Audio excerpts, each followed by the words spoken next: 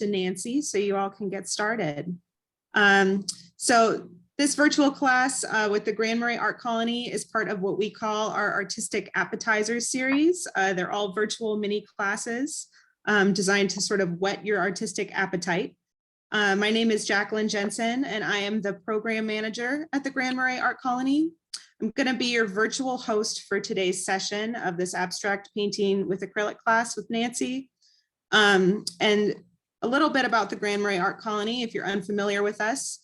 We're dedicated to curating and providing space and time to artists. So in addition to a select number of virtual classes like this one, we also host in-person classes. We do artist residencies and some special events and exhibits at our location on the north shore of Lake Superior in Grand Marais, Minnesota. We like to say that our class options follow a stepping stone philosophy. So while the path to creativity is different for each and every one of us, we just anticipate that each opportunity moves you further along the way. And we hope that you get to meet some great people, both students and instructors in that process for you. So as host for this class, I'm going to stay on for the duration of the entire class to support in any technical difficulties that may arise. If you get kicked out of the call for any reason, I'll keep an eye on the waiting room to make sure you get back in. I'll also keep an eye on the chat function for Priscilla, or for if anyone else has a question for me, or if you're unable to, access your audio for any reason, you can pop a question in the chat and I'll look for that. I'll also put my email address and the Art Colony's phone number in the chat so you have it in case you need to reach out to me. You should all have my email address in your email as well. I'm the one who's been emailing you. Just a few Zoom guidelines. We ask that you mute your mic when you're not speaking or in discussion, just to reduce background noise. I know that Nancy tends to like to be conversational throughout her teaching, so you might be muting and unmuting quite frequently, and that's just fine. If you have a question, you can unmute and ask it, but otherwise just stay muted. And I'm going to spotlight Nancy's video for all of you today, so she'll be front and center. We'll remove from spotlight every so often when you guys have questions, and she wants to see your work. So you can switch between gallery and speaker view at that time. There's usually in the top right corner, depending on what kind of device you're on, you can change between speaker and gallery view. And then this class is being recorded. I'm going to send a link to the recording to all of you after the class is over. And it'll also include a link to a Dropbox that has a lot of files that Nancy will share with you after the class. And then we'll also share evaluations. So I'll get that out as soon as I can later today. So we're so thrilled to be hosting Nancy Reyner again for today's abstract painting class. Nancy is a contemporary abstract painter who creates exotic versions of heaven using gold leaf and acrylic. She's best known for inventing unusual acrylic techniques. Nancy's been a professional artist for over 30 years and has extensive training and expertise in a wide variety of mediums. And she's currently joining us from Santa Fe, New Mexico. So with that, I'll pass it off to Nancy, unless there's any questions for me. I think the recording isn't on yet, though. It is. Oh, is it? Because in the top left. I thought, oh, it is recording. It's tiny on an iPad. Okay, I see yes. it. Yeah, it's there. Yeah. And I'll keep an eye on it to make sure it keeps going. So hi, everybody. Thank you, Jacqueline, for being here and taking care of tech, and also recording it and the introduction. Thank you. Yeah, no problem. So I'll dive right in. Since there's only five of us. There's 5 of us live, and 2 are going to access the recording. Since it's such a small group, which I'm really thrilled, I love the intimate group. I'm hoping that you guys feel comfortable unmuting, adding comments. I tend to go on a roll and speak fast, but I am totally fine with being interrupted. I can easily get back on track. You don't have to worry about interrupting me. If you have a question or you don't understand something I said, please unmute and ask me. This is for you. So that is the benefit of being live, is that you get to ask while the question pops into your head. I'm assuming that you guys have paints in front of you and are going to be painting along with me. Is that true? Everybody, yes or no? Yes. Everybody good? Okay. Anybody not have paints and are just going to watch? That would be really boring. That great. Okay, good. So let's see. I just want to ask, I was just mentioning before a couple of you got on to Lisa that I wanted to make sure I knew what type of acrylic you were using, because there's so many different kinds that often it's a different demonstration or different information that I need to give you depending on what you're using. So I know that Beata is working with the fluids. Lisa's working with the fluids. There's also the heavy body and the open. Priscilla, you're using the heavy body, thank you. And Patty, you're using the, is that thick paint?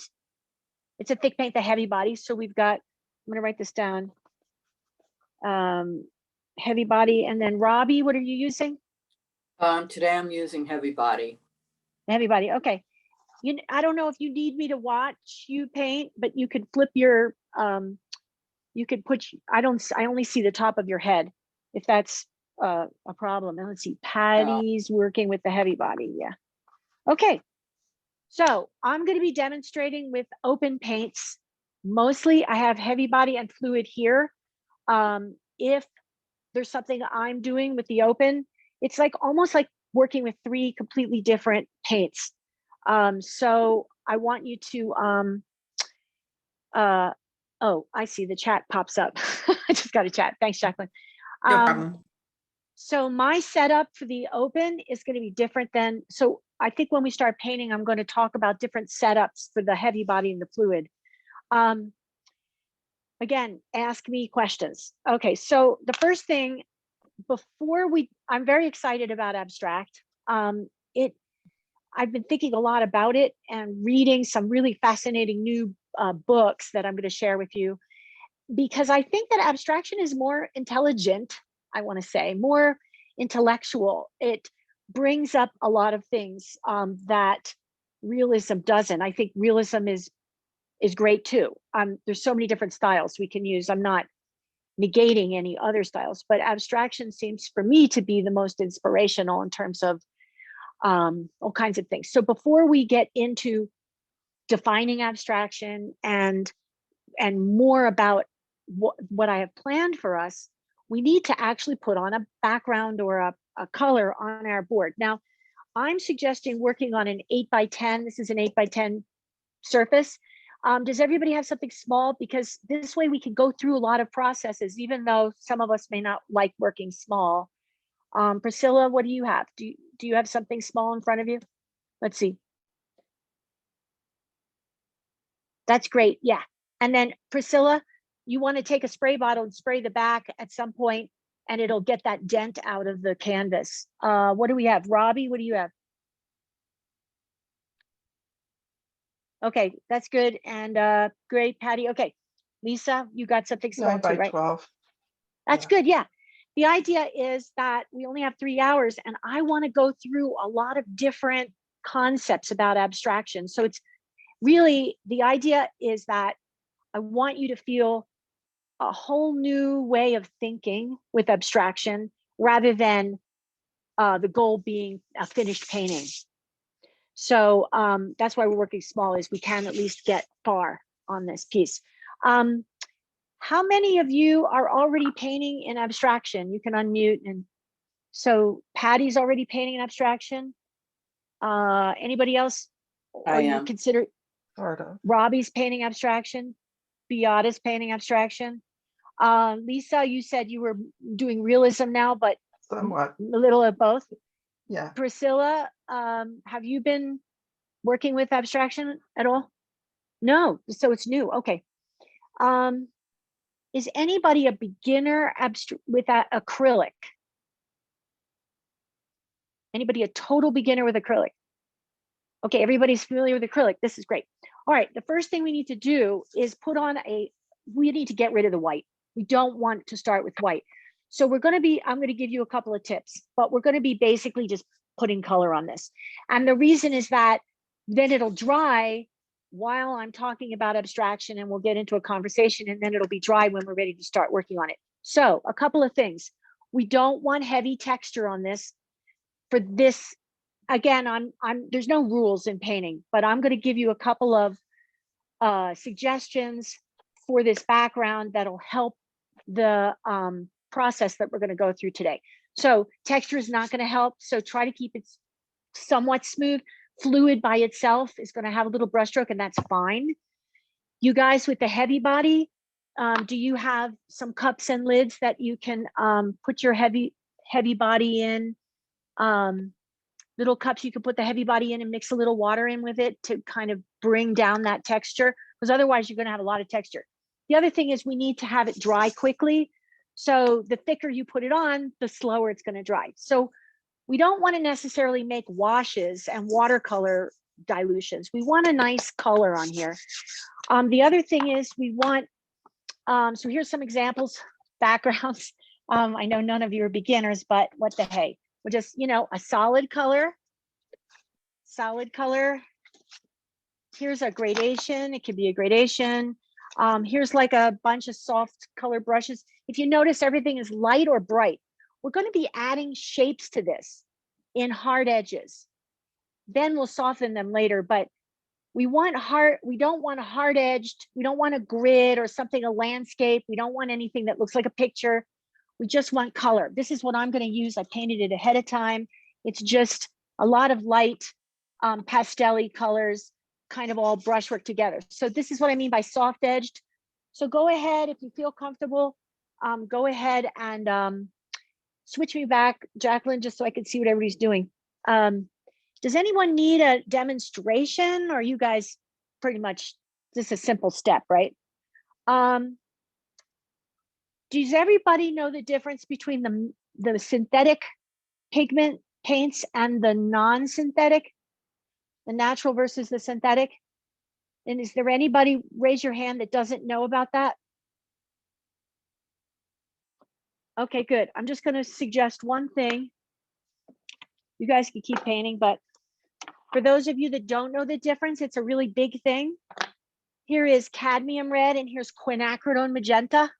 Cadmium red is from natural stuff sources, and quinacridone magenta is a modern synthetic.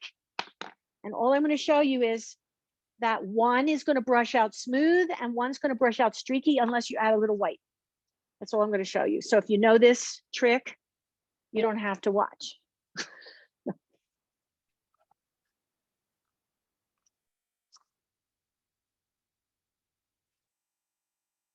Okay, Jacqueline, you can put me on spotlight. Okay, so cadmium red, if your paint brushes out smoothly like this, look how smooth that is. I'm talking about, it's not streaky. It's a heavy body, so it's got some texture to it. But look what happens when I brush out this synthetic version. Look at how streaky, and it's also very dark. And we want a light color. So this is kind of a messy streaky. Does everyone see that? Everyone who needs to? Okay. Now, all the trick is, anytime you get a streaky quality like that, it's a synthetic color, and you just want to add a little bit of white to it. Okay.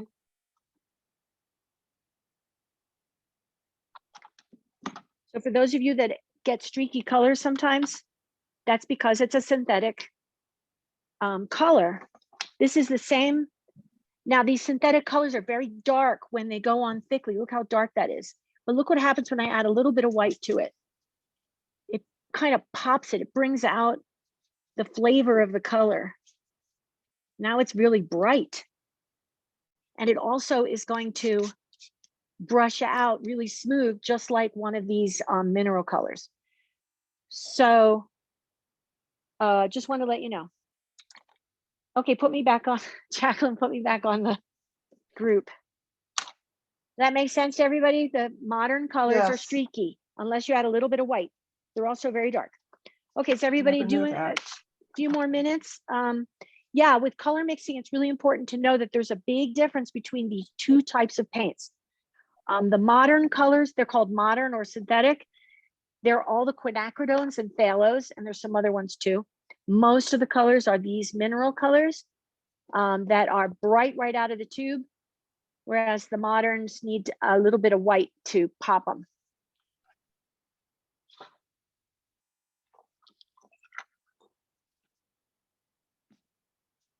So really, we just need to get rid of that white. Keep it light or bright, soft edged. What else? Not much water, so it's not swimmy, not too thick. We want it to dry quick.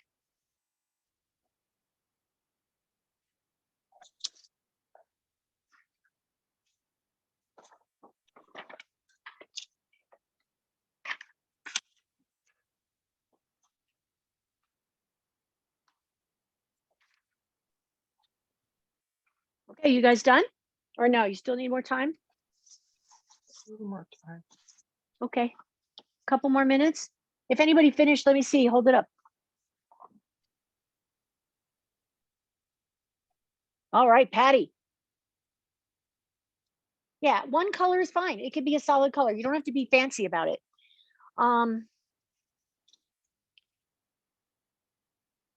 Word. Let's see.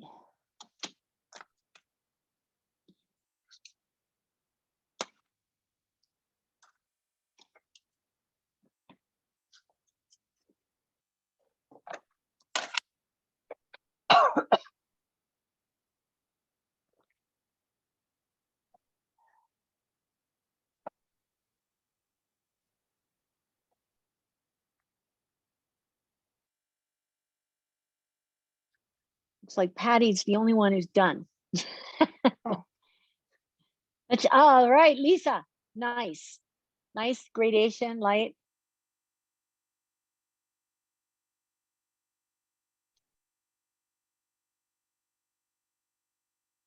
So we got Priscilla, Robbie, and Beata still working hard.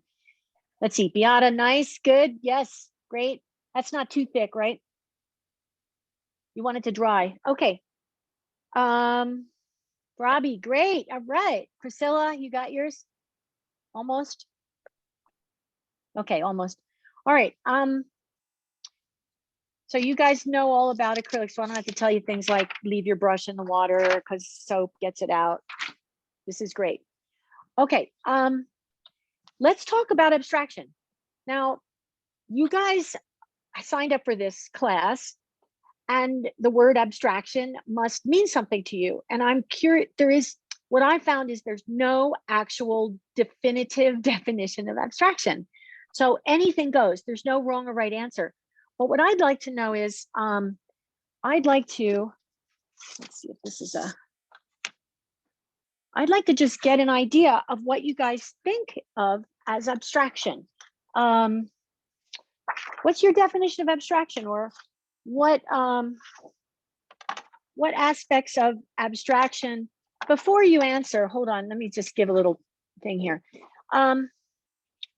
If we look at these two pictures, oh, Jacqueline, you want to put me on main thing just for a second? Okay, see these two pictures? This one, is this one on your left or right? Left. So this is on your left? Mhm. Okay, it's funny because it's on my right. All right, Mhm. so Yeah. most people would assume that this is realistic, don't you think? Most people, if you ask them, is this realistic or abstract, they would say this is realistic. Don't you Yes. think? Yes. And Yes. and this one, I love this photo because this is oh, by the way, this is Eckenbrecher, German, 1901. This one is Ad Reinhardt, and it's an exhibition. These are his paintings. I just love this photo of these two guys in black suits in front of the black paintings. But Reinhardt did a series of all black paintings. When was that? 70s, maybe? I'll have to look it up. But don't you think that if we show somebody one of these paintings, most people, not everybody, would say that it's abstract, don't you think? Yeah. Okay, so if most people would call this realistic and this abstract, there must be some kind of a definition that most people have for abstraction or realism. So anybody want to give it a stab? Or just tell me what your definition is? Anyone? My definition of it is about, for me, it's about feeling and emotion. Feeling and emotion. I'm going to write this down. Jacqueline, sorry, can you put it on group again? Feeling and emotion. Yeah. Someone just gave, I'm just going to keep a little tab of it.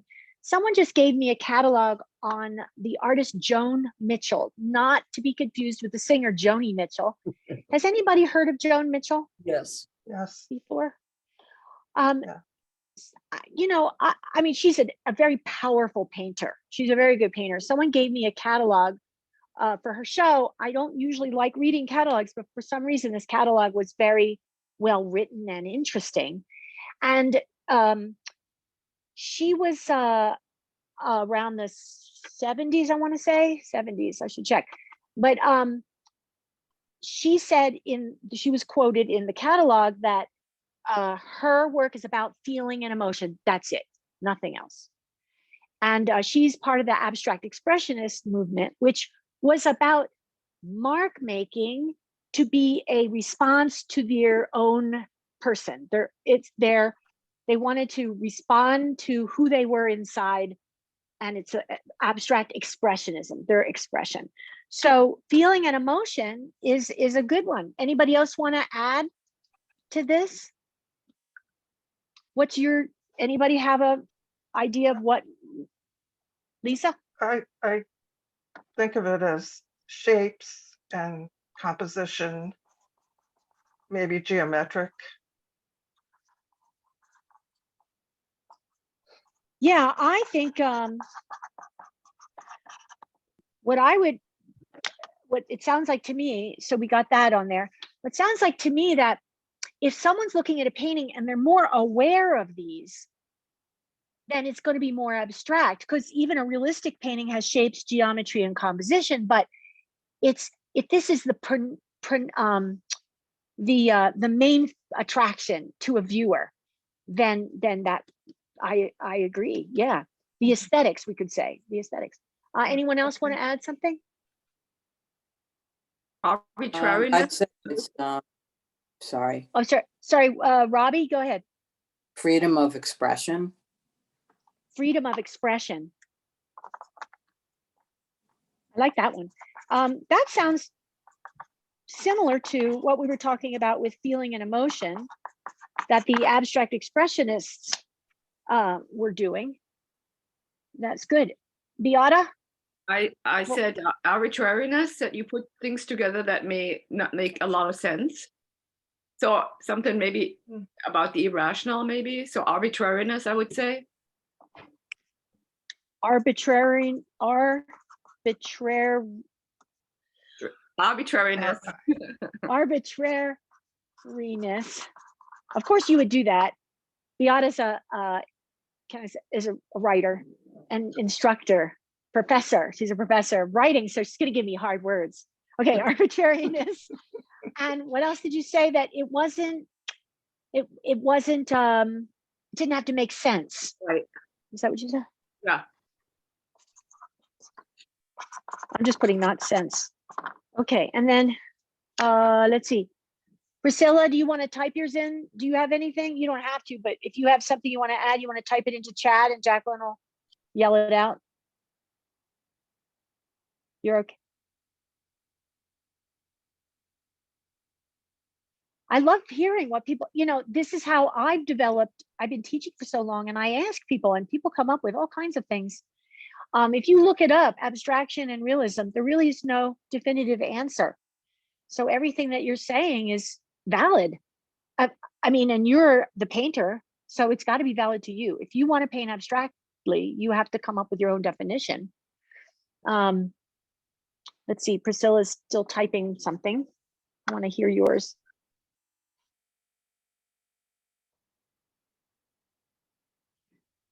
So while Priscilla's typing, and then Jacqueline, just let me know when. So if we think about, if we go back to these two examples, which again are on like other side of an extreme range, I like to think of even before we come up with a definitive definition, and we probably won't, I'm just going to bring up a lot of things so that you can make your own definition. But if we start with these two and say, well, if we think of a range where something is obviously realistic, Jacqueline, did Priscilla? Yeah, Priscilla typed it's personal. Hey, I like that. All right, we got a really cool list here. You can switch me back to full screen, and then if somebody really wants to see it in the recording, they can. Okay, Sorry, I'm making you go back that's and forth. fine. Is this backwards for you guys? No, Oh, That's funny. It's backwards for me. I wonder. Oh well. I don't need to see it because I have it here. Okay, now if we think about a range, we could say that something like this, Milton Avery. You guys are probably familiar with Milton Avery. Would you say this is realistic or abstract? Go ahead, throw out whatever. Unmute and just tell me, abstract or real? abstract. We got one abstract. Anyone else? abstract realism. Good one, okay. Mhm. All right, anybody else? Subjective abstract. Oh, you guys are good. Coming up with all kind. Okay, why don't we say that it's kind of in the middle between these? If we think about a range, wouldn't you say that somehow this one is in the middle? Yes. And then we have something like Joseph Albers. This is from his book Interaction of Color. This is from 1960, Homage to the Square. You know, most people would say that this is abstract, yet we know that they're squares. And what I find interesting is that Albers says that he picked squares, all his work is squares, because he was interested in one color relating to another color. What happens? Does one color push away from another color? Does it combine? Does it create different planes in space? So here we're talking about what color and shape do by themselves. And he didn't want to do any other shape because he felt that most shapes we will imagine are something organic. Like when we look up at clouds in the sky, it's easy to say there's a reindeer, there's my grandmother, you know, there's, right? Like Rorschach, our brain will automatically make meaning out of form. And so Albers thought that squares were the closest thing to a man-made object that would be the minimal amount of Rorschach for somebody looking at it. And the reason he wanted that is because he wanted to reduce somebody thinking a story, a narrative, a person, place, or thing. And he wanted instead for them to concentrate on color next to color. Does that make sense? Interesting, huh? I mean, that's an interesting concept of abstraction. And let me just look at my notes here.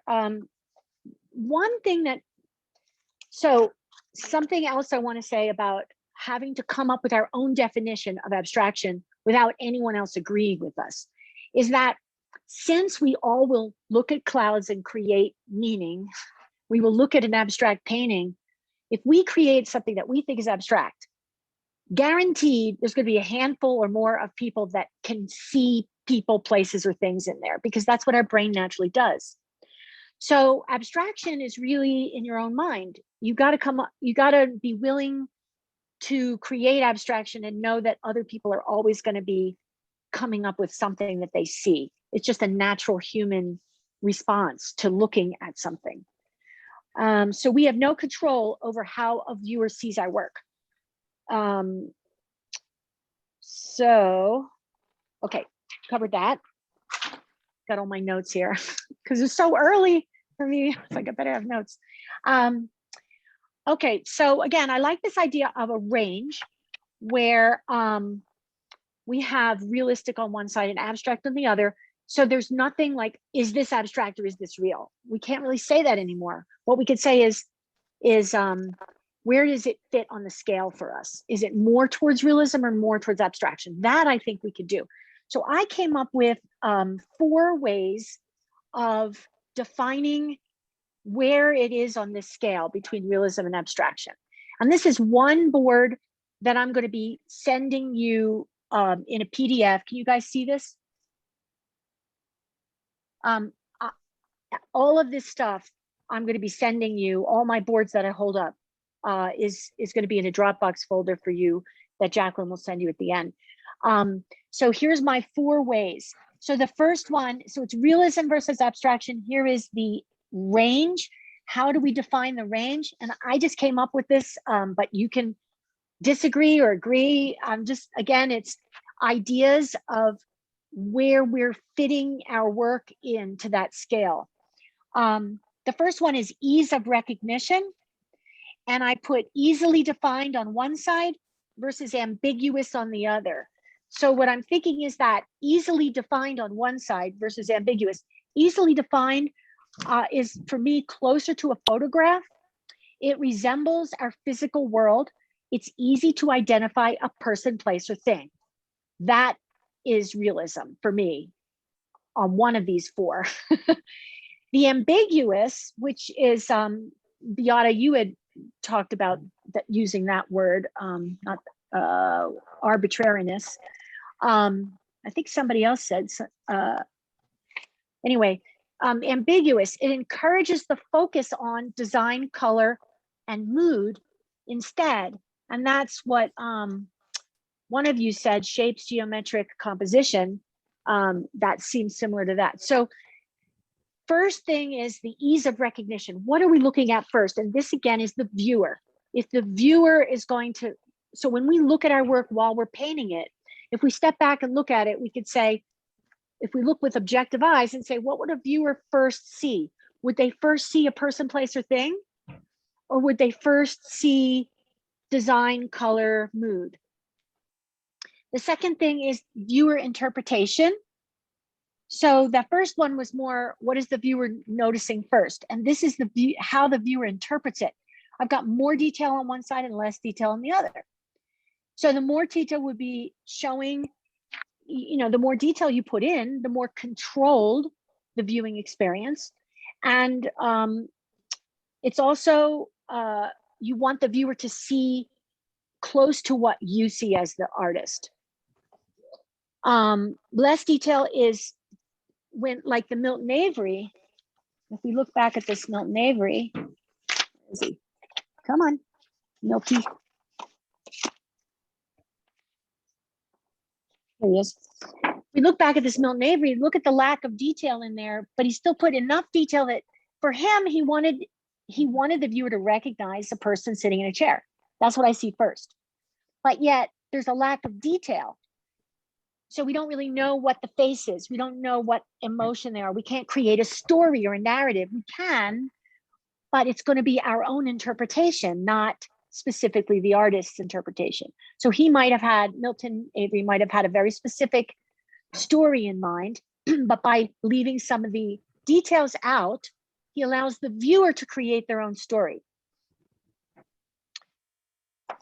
And the third one is main emphasis, forms versus space. And I just thought of this one recently. If we have space and form, right? So we have a background here and the form would be the chair and the figure. Here, I don't know if it's form in form in form. But basically the first thing we do as viewers when we look at a work is we try to do a push and pull. We try to pull forms forward and push background back. And the reason we do that is it's a natural, we're hardwired as hunters. If you think about it, like in the old days, we had to go hunt for our food. If you couldn't separate the rabbit from the field really quickly, you would die of hunger. So our brain likes to go right away. It likes to say, here's the form, here's the rabbit, and here's everything else. Just ignore everything else. And what's the form? So if the main emphasis is the form, if that's the predominant with the background not as important, I wrote, let's see my note, this encourages a focus on the story or the narrative or the person, place, or thing. If the focus is on space, and I have some examples of, where is that? Hold on.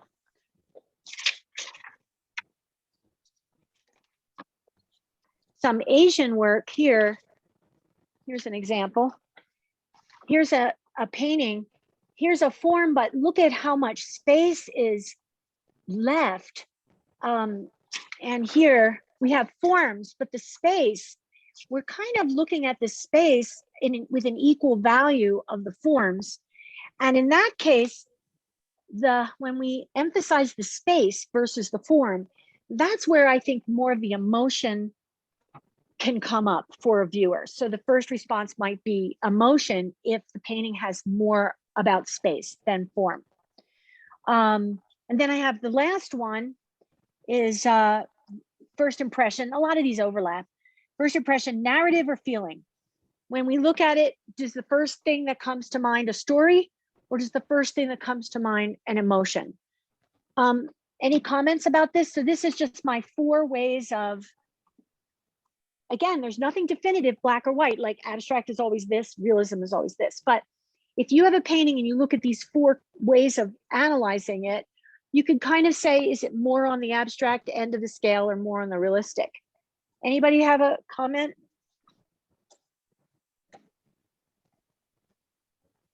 Okay, I'll go on. Does that, anybody agree or disagree? Okay, no comment. Guys are quiet. You're either painting or you're, no, don't paint yet. Okay.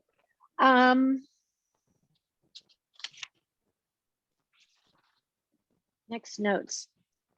Okay, so when we talk about abstraction, if we think about the history of it, most of us are familiar with Vasily Kandinsky, yeah?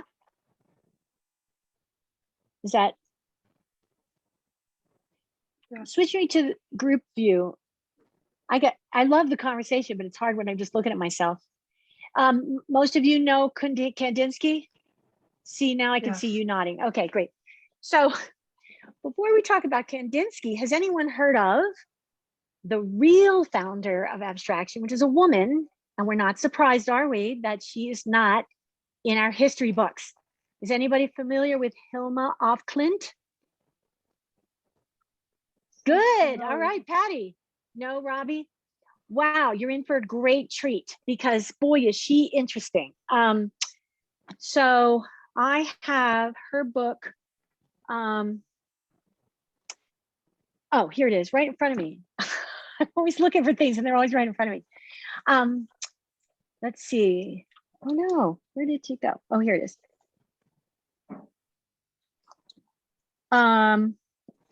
Oh, by the way, I wanted to add this. We're talking about emotion. And before we talk about Hilma af Klint and Kandinsky and the 2 of them together and how they created the first beginnings of abstraction, is someone just gave me this catalog last week. And I was like, I have to show you guys. And it's called Another World. It's the Transcendentalist, let's see, Transcendental Painting Group. And boy, was this fascinating. I'm halfway through it. And this group is a very specific group of like 10 or 12 artists, 2 of which were women. A lot of you might have heard of Florence Miller Pierce. She's one of them, and there's another woman in there too. But what they were interested in, so they were a little after Kandinsky, and they said, Kandinsky coined the phrase non-objective, non-object, not a person, place, or thing, non-objective. That's what he came up with, sort of. He like told everybody he came up with this, but there's a lot of people before him that, anyway, these artists, they wanted to work with abstraction, but they wanted the abstraction to evoke spiritual qualities from the viewer. So we talked about feeling and emotion, but they wanted something different. They wanted to bring up a spiritual, the divine nature of being a human. And so they came up with transcendental as their type of work instead of non-objective, because Kandinsky was a lawyer, and he was a little bit on the intellectual, you know, creating more abstraction out of intellect. And it's weird because Kandinsky has a book called Concerning the Spiritual in Art, but he ends up talking more about, I think, making it a little bit more intellectual. Both Kandinsky, so these guys, the Transcendental Painting Group, Kandinsky, and this woman, Hilma af Klint. These three are interesting because they are all part of the founding of abstraction. And they all studied from a woman named Madame Blavatsky that finally was written in this catalog. I was like, why isn't anybody talking about her? She was from Russia, and she wrote a whole lot of books about she created something called theosophy, which is a philosophy. So most of these artists, when you read about artists, they say, oh, they were interested in theosophical, theories. That's Madame Blavatsky. And she was the one that was the big inspiration for Kandinsky and also for these guys. So when you read about these guys, they're all theosophical artists. And she was also a follower of Madame Blavatsky. So I thought that, anyway, the little history that because they're women, they start with everybody starts with Kandinsky, but I like to start with the women. So you're familiar with Kandinsky. Here's one of his paintings, and here is Hilma af Klint. This is her recent show at the Guggenheim. So she, in the 1890s, that's 10 years before Kandinsky, was painting these. Interesting, huh? And she wrote all these journals. There's a documentary on her that's really good. It brings up a lot of the politics around women, art, abstract, and realism. But I think she was pretty brilliant. She put all her work away. I guess she died, 1920s, 1930s, I'll have to look it up. But in the 1890s is when she started painting these abstractions. She went literally one day from realism to these. And a lot of it is about the spiritual in art. And when she died, she packed it all away really well and gave it all to her nephew and said, for 80 years, don't let anyone see this because nobody will get it. How brilliant is that in 1890? And then they went to the Museum of Modern Art with it later when it was okay to show it. And Museum of Modern Art said she's not a painter because she wasn't showing in museums, which women weren't allowed to show in museums. It's really interesting. But anyway, what I'm liking about the Transcendental Painting Group is the catalog is talking a lot about how spiritualism in abstraction, and we just talked about all these ways of looking at, realism versus abstraction. And we didn't really talk about the spiritual part, which it's a part of it. We don't have to create abstraction that has a spiritual quality to it. But they seem to be going hand in hand as abstraction became more and more popular.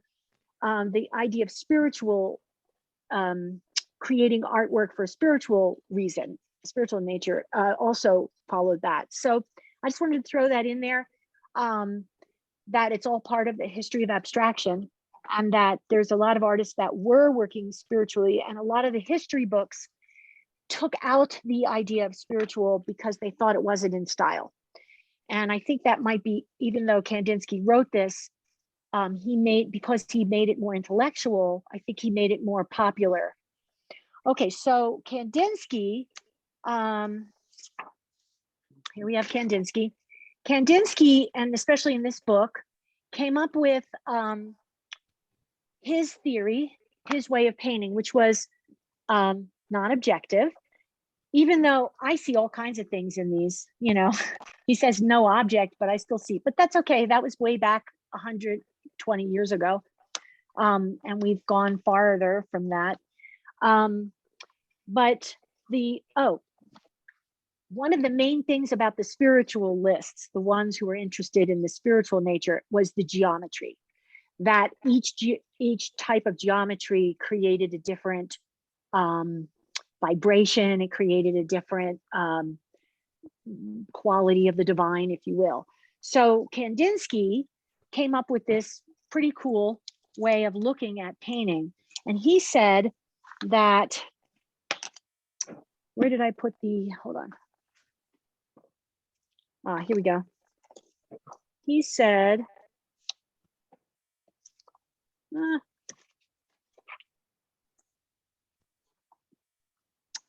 I have it here somewhere. Hold on.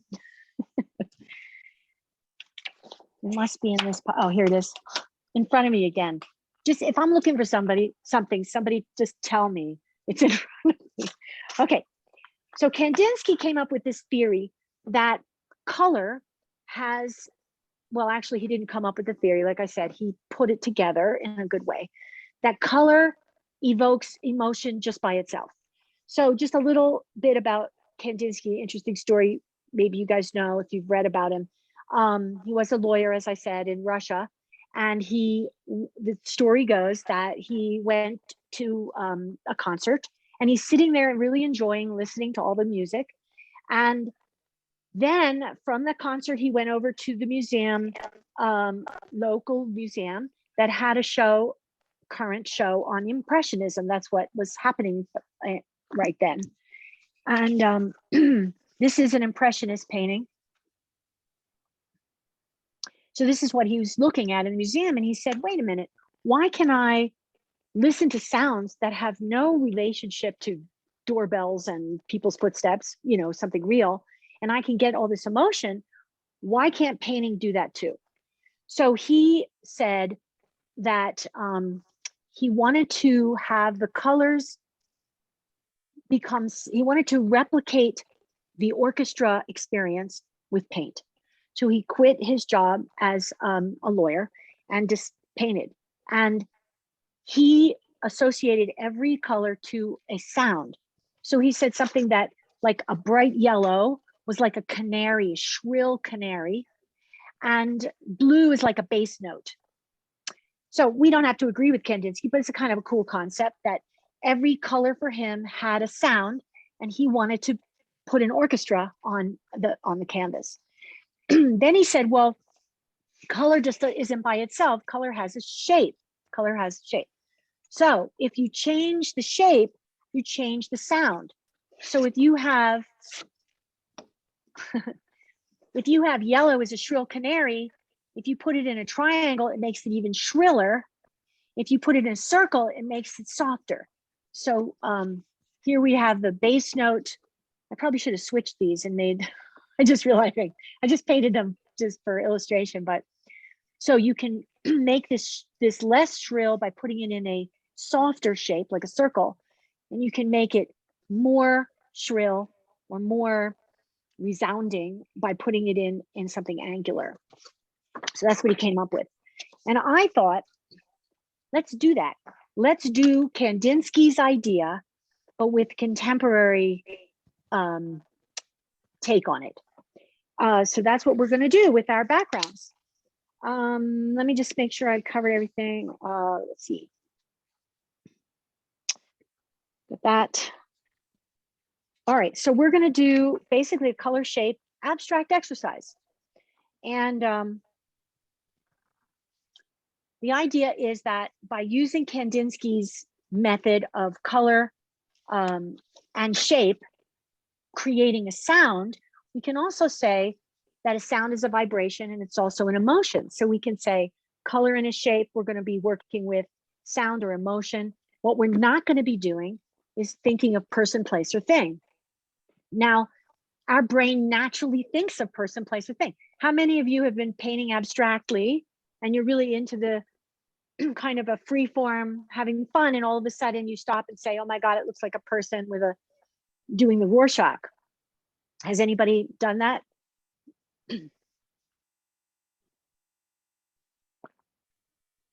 Okay, you guys don't want to talk. All right, I'll keep going, but I'm going to get you guys talking at some point. All right. So what I did is I came up with kind of a game where we're going to create a painting. We're going to start off as a group, making group decisions on our painting, which some of you may not like, but the idea is, sorry, got allergies out here. The idea is that what I want to do is create a system of thinking that takes us away from person, place, or thing. And hold on one sec. Just gonna throat spray. Okay. I always do that when I'm talking a lot. Okay, so I know that in my experience teaching artists, the first thing everyone wants to do is do the opposite of what the teacher asks. That's just artists, right? So what I'm going to ask you guys is to just trust me and go along with the program. And we're going to all pick colors and shapes together. We're going to be putting them on together. At some point, we'll move off and do our own painting on that. But there is a tendency for our brain to constantly think person, place, or thing. So what, instead of saying don't do that, what I'm going to do is replace it with all the aesthetic concepts we can think about that have nothing to do with person, place, or thing, just color and shape. But within that, there's quite a lot that we can do, quite a lot of aesthetic thinking. Okay, so get out your, Jacqueline, why don't you switch me to group, and everybody get your board out. Here's mine, or your canvas. I forgot to mention, I recommend doing it horizontally. Did any of you paint a background, meaning vertically? I guess it doesn't matter, but probably better horizontally, because we're going to break things into quadrants, and I think it'll be easier. But if you need to do vertically, that's okay.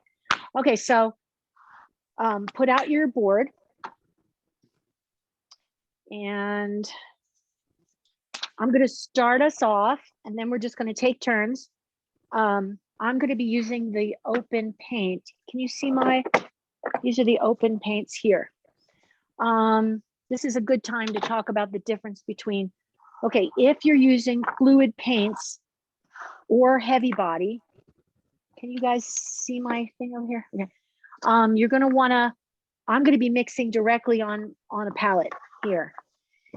And this is going to stay wet till tomorrow afternoon. So I don't have to mix in cups. But it makes it easier for this workshop for me to demonstrate. But what you can do is take cups and lids and mix them in here. You can also mix them in something else and lightly spray it. What you want to do is we're going to be mixing a lot of different colors and adding them onto our canvas. And as we do that, we can go back into the same container and change it. So you're not going to be wasting any paint if you put it in cups and lids. Does everybody have cups and lids, or no? Patty, you don't? Okay, and you're working, let's see, Patty. I just forgot. You're working with Heavy body. the heavy body. Okay. Where's my list? All right. So if you have, a couple of things you could do to slow down the drying. The idea is you don't want to be that skimpy with your paint. But then you don't want to waste. Yeah, I've got a you can retarder. put a little retarder in each of your dabs of paint. That's great. And you have a palette, right? Okay, that's good. Does anyone else have a question about how they're gonna mix colors? And because you guys already paint, so you know. All right. Okay. The first thing we're gonna do is, it's gonna seem really basic and it's gonna seem really simple. But my favorite thing in life, other than painting, is to get really complicated concepts and break them down to make them really easy and simple. So if you think this is too simple, don't worry. And it has to be simple to change our brain pattern. We're going to change the way we think so that we come up with all these new neuron paths that aren't person, place, or thing. So just give us more in our toolbox to paint abstractly. Okay, so the first thing we're going to do is we're going to pick a color. Somebody pick a color. Blue. Thank you, blue. Okay, now we're going to make a blue. So the colors, oh, by the way, so here's our choices of colors: primary, secondary, or tertiary.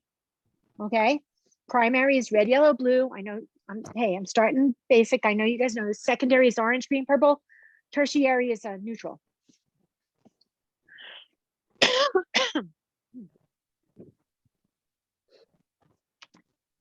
So we're starting with a blue. There's 6 ways to change this blue.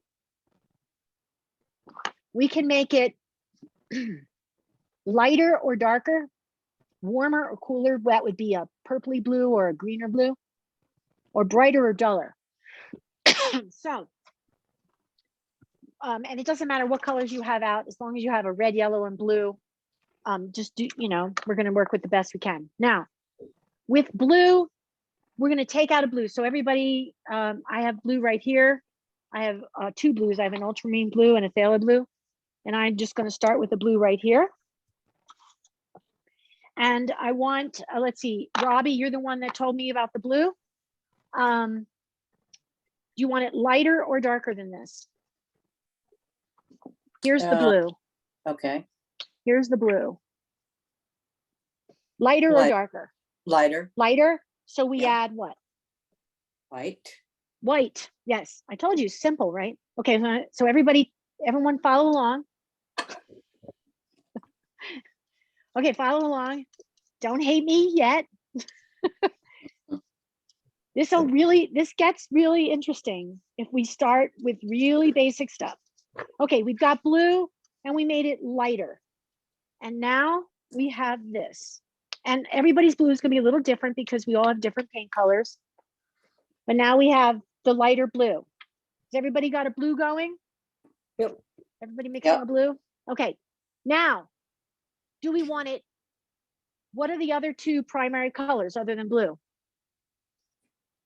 Everybody stay off mute. Red and yellow. Red and yellow. So we can either Red go and yellow. redder, like purplier, or yellow, like greener. So do you want it to stay the same, Robbie, or do you want it to get greener or purplier? Let's go with purplier. Okay, so what do we add to this to make it purplier? Red. Red. Yeah, now which red? If we have a warm red and a cool red, we want, or if we have a red that's orangier or a red that's purplier, we want to add the purplier red, because otherwise we're going to get dull as well as purpley. So you want to add either add purple if you have purple, or you can add quinacridone magenta. Anybody have a question about how to make it more purplier without getting too dull or darker? You guys sound like you're good color mixers. Okay, good. Okay, so now we have it purplier. Here it is. Again, if yours is different, that's fine. We're just going through the motion. So here it is, purplier. And now, do you want it brighter or duller, Robbie? Let's go Or with same? brighter. Okay, well, that's hard. All right, if we want it brighter, I was like, You I asked. shouldn't have said that. I know. If we want it brighter, how can we make this brighter? There's only one way to make a color brighter. Right. Put That it makes it next to lighter. a dollar color. That makes it lighter. Relationship, you are right. And there's a third way though. So adding white sometimes can make it brighter if it's a modern color. Remember I showed you in the beginning, the modern color, if you add white. So if any of you used a phthalo or a phthalo blue, if you added white, it would make it brighter. If you put it next, good. If you put it next to something that's duller, it makes it brighter. There is a third method, and that is to use a modern. Those moderns are really special. So if you don't have a modern blue, that's fine. If you have a modern, so a phthalo blue red shade, a phthalo blue green shade, dioxazine purple, these are, are super bright when you add a teeny bit of white. So if you take some of this, here's the phthalo blue, if I mix that in and then add a little more white, I can brighten it up. If you can't do it with the colors you have, don't worry about it. But that's great. Yeah, we got 3 methods to make it brighter. So here it is. Brighter, sort of. Let me add more white. Okay, what I want you to do is doctor up your blue if you want to change it, if it's too dark or too light, whatever. And now we're going to come to our second thing. So the first thing is pick a color. Next thing, a la Kandinsky, is shape. So what kind of shape do we want? Triangle. Okay, triangle. All right, now, let me make sure okay, we're going to put the blue in a triangle. Now, location, third thing. Let's divide, just not physically divide, but just think about this in 4 quadrants. So if it was divided with a vertical and horizontal, it would have upper left, upper right, lower left, lower right. Someone pick a quadrant we want to put this blue triangle in. Upper right. Upper right. Okay. Size. What size do we want? If we put it in the upper right, and here it is it going to fill a lot of this quadrant? Or let's say 100% is filling the quadrant, it would be like that. Do we want 50% would be half, 10% would be small? So what percent size do we want this triangle to fill to take up that quadrant? 25%. Small. Small. Small, like 25%. Okay, now, since you're advanced, I'm going to jump ahead. I taught this before and I made everyone put it in, but we're going to add a couple more concepts. So we've got the color, we've got changing the color to make it, we've got all those aspects to change the color. Then we have shape, and I'm going to talk about shape later. Now we have location quadrant, we have size in that quadrant. Now we have its angle. So the first thing most people would do is put it in the middle of that quadrant and put it straight up. That's just a natural tendency that we have to balance everything. So if we have our triangle, here's a triangle. Do we want it shifting to the right, to the edge, or shifting towards the middle? Towards the middle. So it's going to be angled this way. Yeah. Okay.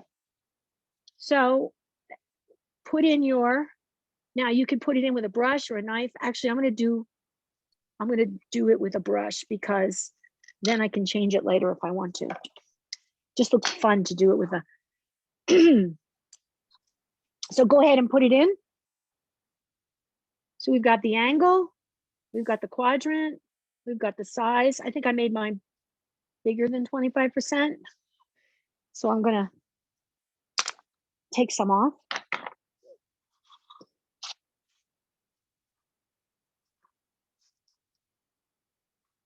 I mean, one thing about acrylic is while it's still wet, you can do all kinds of stuff. So if you don't like it, you can wipe it off and do it again. So everybody put your blue triangle in the upper right quadrant, angled towards the center.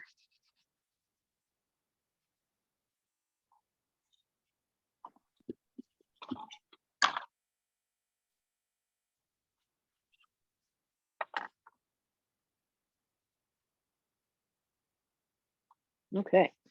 Priscilla, since you can't jump in with your audio, I'm going to ask you next for your favorite color or any other color you feel like doing. Do you want to type it into the chat and Jacqueline will let me know?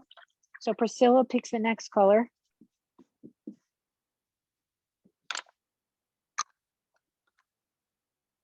Priscilla said yellow. All right, let's do yellow. Now, okay, so you guys chime in. We have 6 ways to change the color: lighter, darker, warmer, cooler, brighter, duller. Those are our 6 ways. Again, those charts that I'm showing, you're going to have access to all those as PDFs after the class. So yellow, we have two types of yellow. Yellow is a primary color. We have warmer yellow, or, oh, these are supposed to stick, hold on. Okay, we have a yellow that looks kind of greenish, lemony greenish, and we have a yellow that looks like close to orange. So again, each of these pairs of primaries lean towards the other ones. So one of these yellows leans towards its buddy blue, one of these yellows leans towards its buddy red. Which do we want? Do we want a warmer or cooler yellow? And if you don't like using the word warm and cool, you could say an orangey yellow or a lemony yellow. Anyone? Priscilla, you can type in chat, or somebody else can jump in.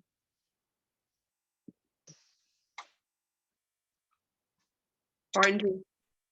Orangey. Okay, we're going to go for an orangey yellow. And I'm going to use my cadmium yellow medium. It's hard to find the cool yellows. There's only a couple. All right, so I'm taking, that's so funny. I'm taking out the heavy body color when I have it right here. All right, so here's my, does everybody see my two yellows? I'm going to go for the warmer yellow. And how can we make it warmer if we want it warmer? Red. And add some red. Now, Yeah. which red? Do we add the cooler red or the warmer red? Warmer. We add one warmer, yeah, because we only want to change one thing at a time. If we added the cooler red, it would get duller and also warmer. Okay, so here's my, it's almost orangey. Okay, so we have warmer, cooler. We've got our color. We've got our warmer, cooler. Do we want to go lighter or darker? Lighter. Lighter, I'm going to add what? To make something lighter, you add, it's White. not a trick question. Yes, no trick questions. This really is as simple as I'm making it. Again, I'm just trying to create pattern in that. So I'm going to add some white here. Now it's lighter. And the other choice, so we have warmer, cooler, lighter, darker. How would we make it darker if we wanted to make it darker?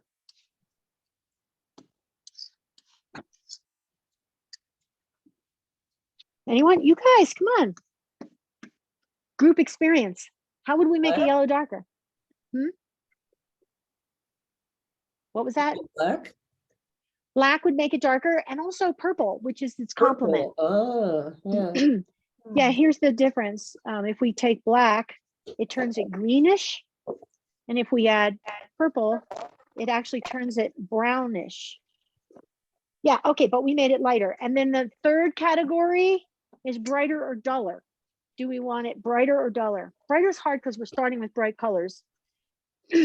So do we want it duller or as is, we should say. Here it is.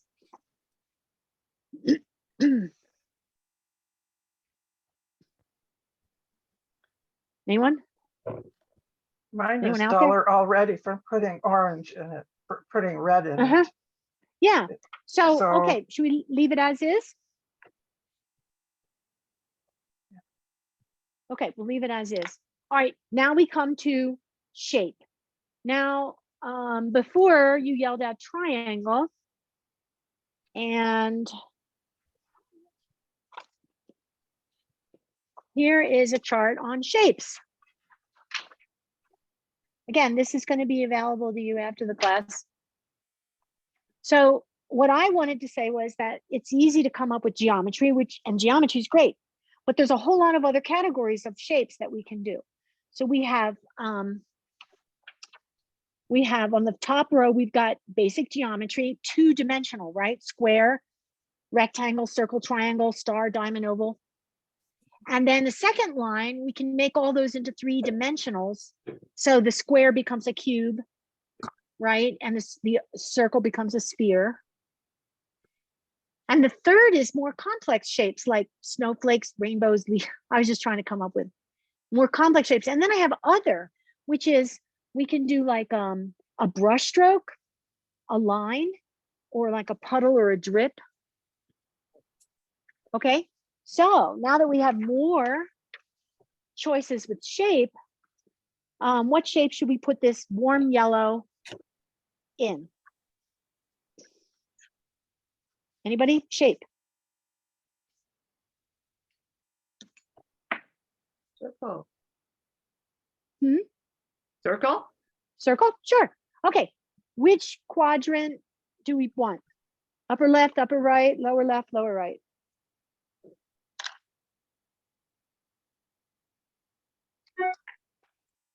Look.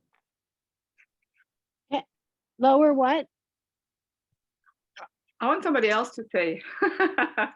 Okay, let's go into a group. I'm going to start picking you guys because, all right, group. I'm just going to go one after another. All right, Lisa, what quadrant? Left, right, up, or down? Right, up, Up or right? So where the triangle is, yeah? yeah, Okay, good. All right. Do we want it large to fill up? So we're talking about this quadrant here. Do we want it, what percentage do we want to fill the quadrant? medium size, Medium size. Okay. And there's no angle or axis, but do we want it closer to the edge or closer to the middle? Lisa, each one of you gets to do a whole. oh, okay. Closer to the edge. Closer to the edge. Yeah, Here's a but new one. So yeah, I want to overlap it on the, that's the on next part of it. thing. We haven't done overlap yet, but we will. But the Okay. next thing so every time we do this, we're going to add something. Okay, we got color, we got shape, we got quadrant, we have angle. And now we're going to add, does it move off the edge or stay in the quadrant? Stay in the quadrant. Okay. It can be in the middle when I'm Okay, great. thinking about it. Put it Okay, in the middle. everybody go of- ahead Right. and put in your circle.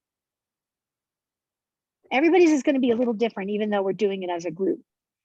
And you can play around with it. You can, but stick with the group thing for just a couple more of these, and then we'll go off on our own, or I'll give you some directions.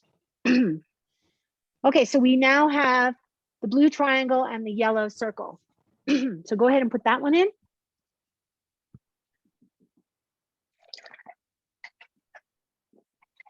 By the way, let's see, let me find this. All right, tip for you guys. You see this board? Do you see the yellow over the white, how beautiful and bright it is? If you paint it over a dark color, it looks like that. If you mix white in with it, it looks like this. But here, I put white down first and then the yellow, and now it matches. So we were talking about bright, to keep the color bright. When you're putting it over a dark, I had us making light backgrounds, but if you had a dark background, or if we wanted to overlap that blue triangle, we would probably have to paint white first and then the yellow. Just a tip.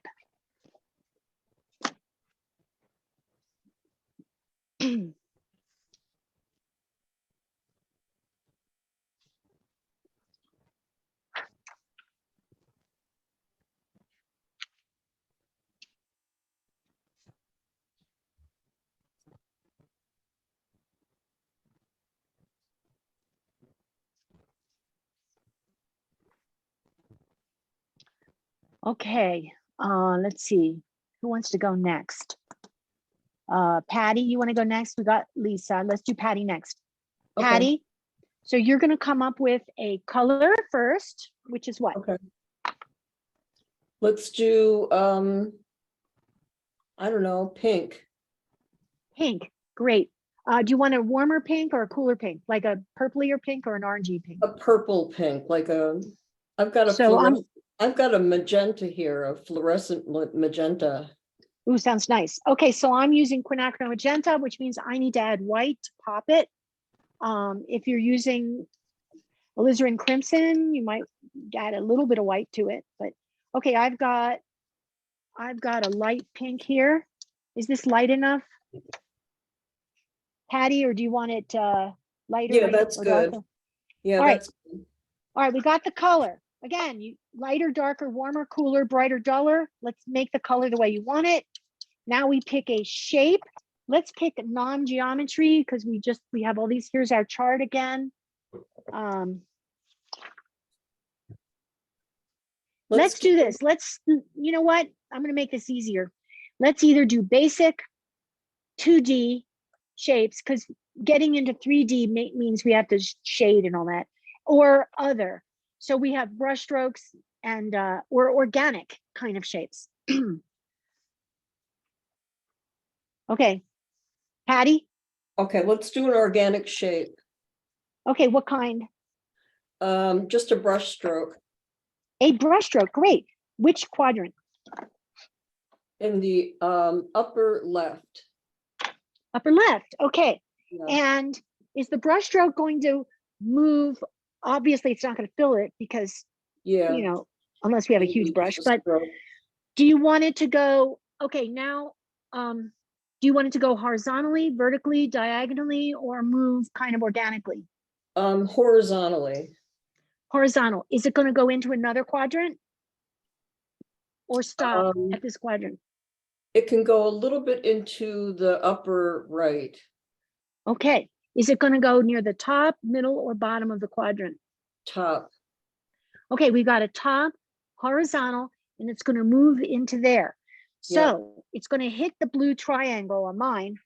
Yeah. Do we want it to go over? Here, we're going to do overlap. Do we want it to go over the blue triangle or under? Over. All right. Here we go. Go ahead. Okay. And oh, does it start off the edge or does it start within the quadrant? Off the edge. Off the edge. Okay, we got off the edge. It's near the top. We've got to, and we don't have to make it straight, do we? I hope not. No, curl. It could I be mean- curly. I'm making a curly brush stroke and I'm going to go over the purple and I'm going to end it. Again, you guys, you know, you can interpret how you want. The idea is the thinking.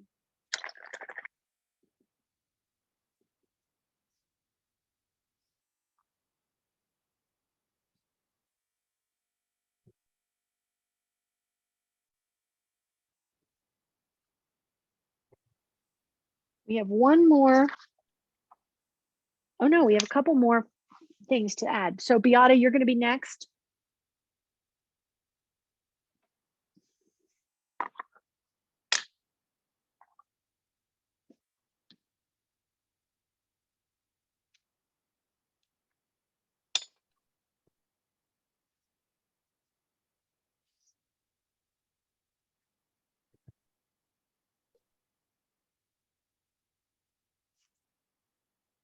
Beata, you ready? Or are you still working on your pink? All right, Beata, color. Wait, you have to unmute. Sorry. Unmute. Beata, unmute. Um, A green. primary. Okay, Uh-oh. we could, you know, we could just say primary, secondary, or tertiary to start with, but what happened? Did you spill? I just got my Um, my sweater full of paint here. Uh-oh. I hope you My- wore your painting sweater. No, my paint, my brush kind of started do a little dance here. Uh-oh. All right. Did you say green? No, in primary color, then I would say another yellow. Well, hold on. It's primary, secondary, or tertiary. Pick a category first. Oh, okay, green. Secondary. Okay, green. And is it going to be a light green or a dark green? Light green, And a yellowy green or a blue green? a yellowy green. So a light yellow green. And is it going to be dulled slightly, a lot, or bright? Right. Okay, light, bright, yellow, green. Go Yeah. for it. If anybody needs trouble, if everybody needs help with the color mixing, just let me know. Sounds like you guys are doing good. Okay. Light, bright, yellow, green. Okay. All right, while we're mixing, we'll just move a little faster. While we're mixing, which quadrant, Beata? Lower left, And what shape? Square. And is it gonna go off the edge or inside the quadrant? Inside the quadrant. Okay, and is it gonna fill a large percent or a small percent? A larger, like I would say 70% of the quadrant is filled with that green. Big old square in the bottom left, you said? Yep. Okay, and not going off the edge, but then it's gotta have some kind of an angle. Yeah, We it don't want to has- line it up with the edge. right. I'd like to have the one corner on the bottom, like, yeah. Like what? Oh, Uh, you mean like that? right. Yeah, right. So you have some So it's tension on an angle at an okay. angle, right? and taking up a lot of the quadrant. Okay. Yeah. All right, you guys, put that one on. And Priscilla, you're going to be next.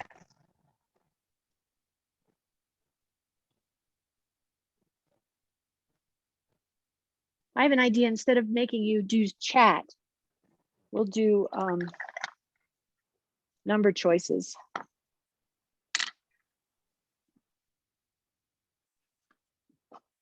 Okay.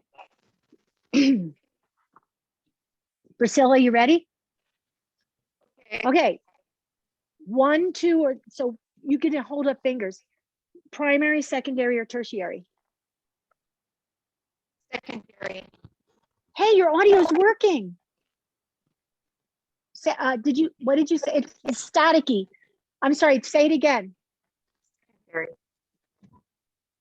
Did you, no, it's not working so well. What did you say, primary, secondary, or tertiary? Secondary.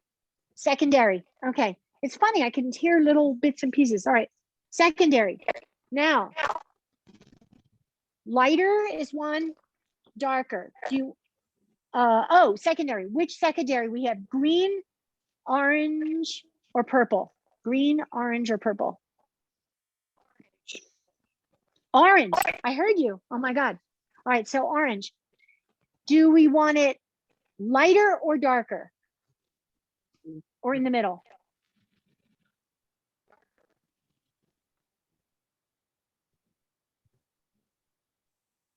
Darker, towards the darker side?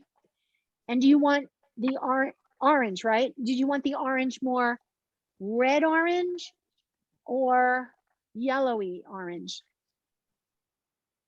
Red orange, yellowy orange. Yellowy orange.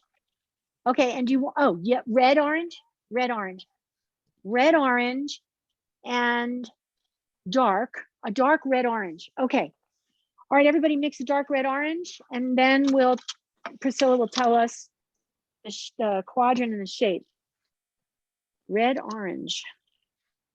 I'm just doing this before I forget. Red orange, dark red orange. Well, that's fun. I'm gonna make mine a little darker by adding some blue, which will dull it a little bit, but it's making it darker.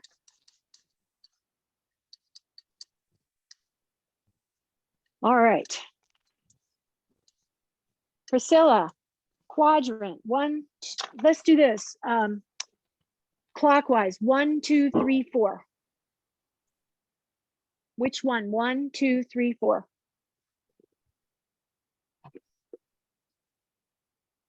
Three. Oh, good, because we don't have anything in there. Okay, shape. I think you're gonna have to type that one in. Shape. We got geometry, circle, square, triangle, and then we have brush strokes, flings, and we have like an organic shape, which is like a kind of a nondescript. Do you want to type it into chat? And Jacqueline will let me know what it is.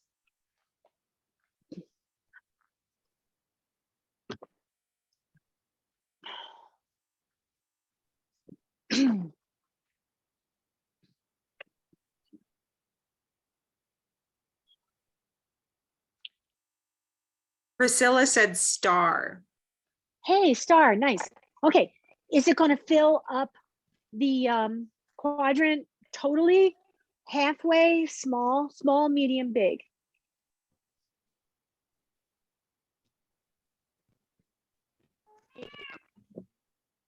Medium. Medium.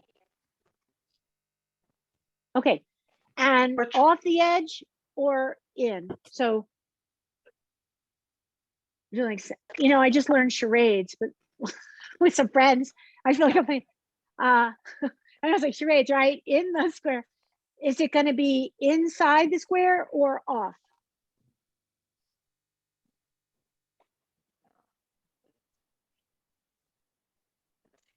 So we got a medium, dark orange. Did you say square? No. Wait, I forgot the shape. Star. Star. Dark red, star. And Priscilla, you just have to tell me whether it's going to be off the edge or within the quadrant. Okay. Priscilla said left upper corner. Of the quadrant. So left upper corner of that quadrant. Okay, great. And it's medium size. Okay, everybody go for it.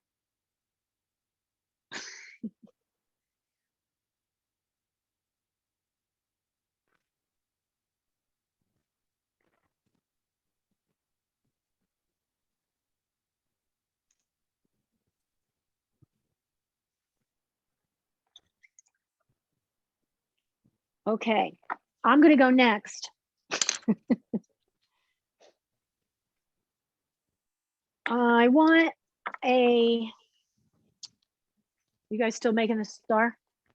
Yes. Mine looks like a little guy rather than a star. Okay, I'm going to do a neutral tertiary on the violet side. So like a purple gray, medium purple gray. So everybody make a medium purple gray. I'm just going to use what colors I have on the plate actually to make the medium purple gray. Medium. Basically, to make a gray, you just have make sure you have a red, a yellow, and a blue in there.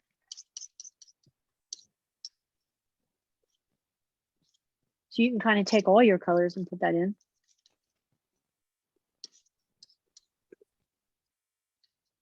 Okay. Everybody got their medium purpley or pinky gray? Okay. I'm gonna do a kind of a oval, but more of a organic-y shape in the bottom right quadrant. Oh, you guys still doing the mixing the color? Yes. Okay. Sorry.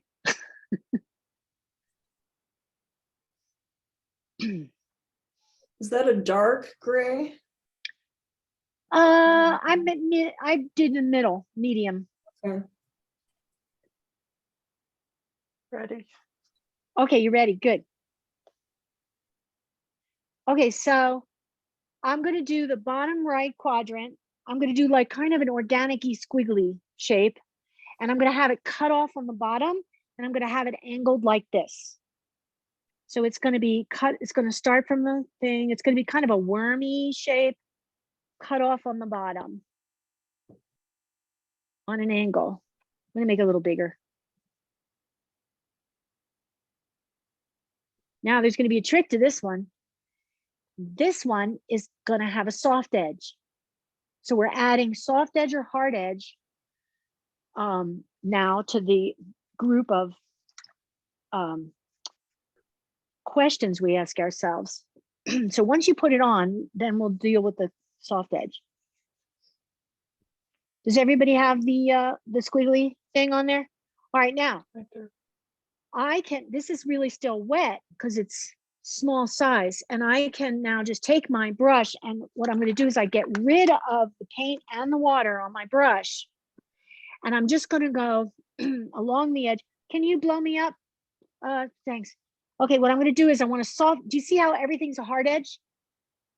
When we have soft edges, then we start to create space. So now that we have shapes relating to each other on one plane, we want to start to think about some shapes going back in space. So as soon as it has a soft edge, it's going to move back in space. Now, how do we do that? I'm going to run the brush with no it's damp, but no paint on it. And I'm going to run it right at that edge, and I'm going to keep going until it starts to soften. Now, if your paint is still wet, you could do this with the heavy body or the fluid. If it's dry, is anybody's dry?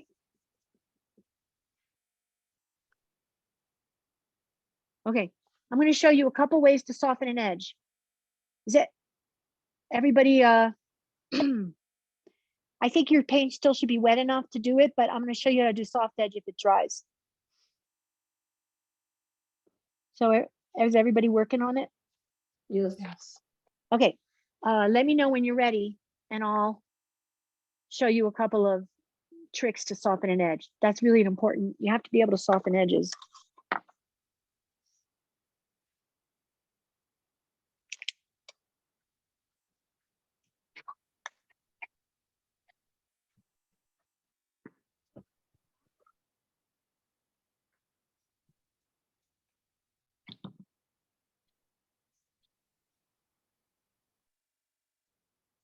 Okay, you guys ready? Can I show you a couple things? Uh-huh. Yes. Okay.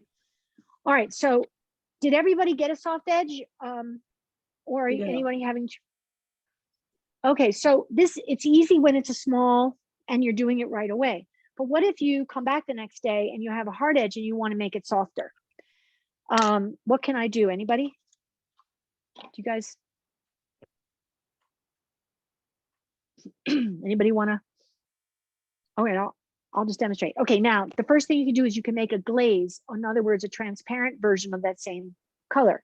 And you can use that either the glazing liquid or now, yeah, gloss glazing liquid, or this is an old bottle, but open.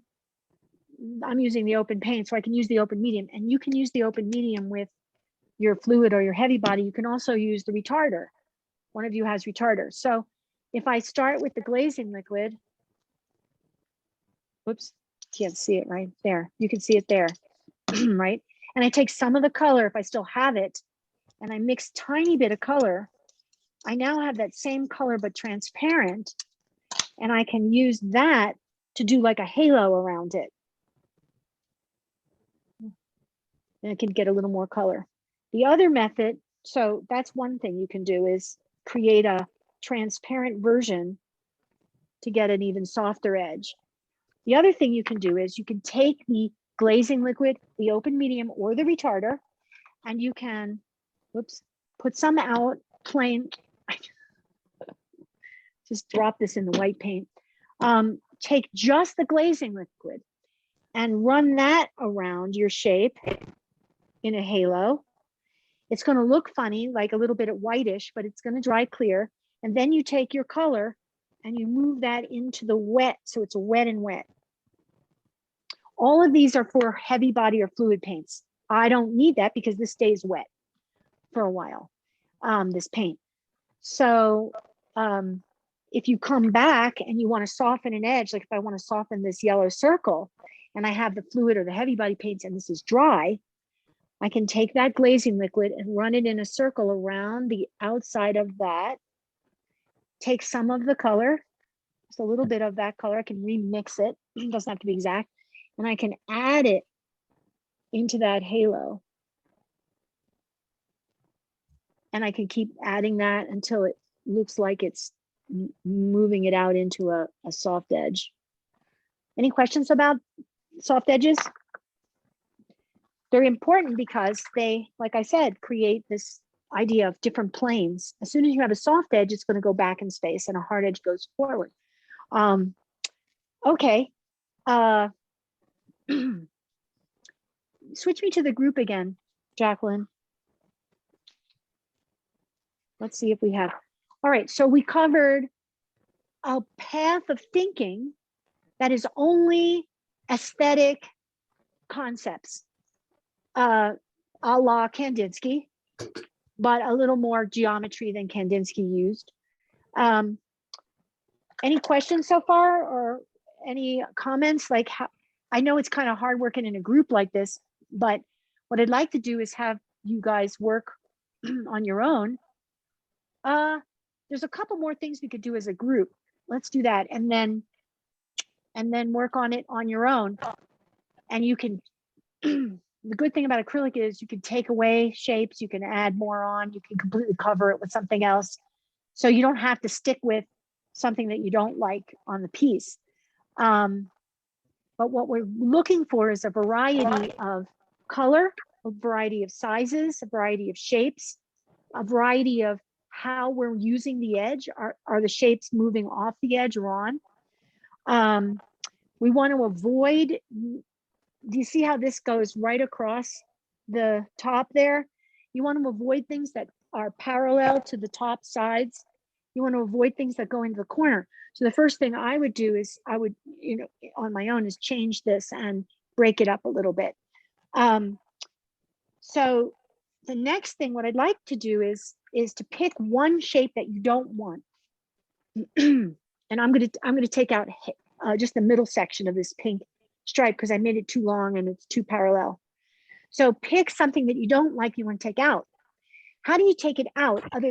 You can sand it off, and I can wipe it off because it's still wet on my end. But once it's dry, how do you make it so that it looks like the shape is gone?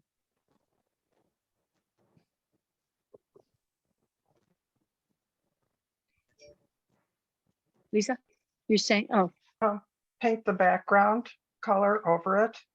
Yes, yes, yes. And that is such a simple thing, but for some reason, a lot of people just don't think about it. It's too easy, but yes, if I want to take this out, this middle section of this pink, I have to remix the background color. In other words, if the shape is gone, what would be there logically if the shape is gone? So a lot of times if somebody wants to remove a shape, let's say I want to take this green square out, they'll paint it white, but now you have a white square. So you didn't really take it out. So how you take out a shape is by replacing it with your background color. Great. So everybody do that. Pick a shape that you don't like and remove it by mixing your background color. And it can be slightly different than what you first put on there. It doesn't have to be exact.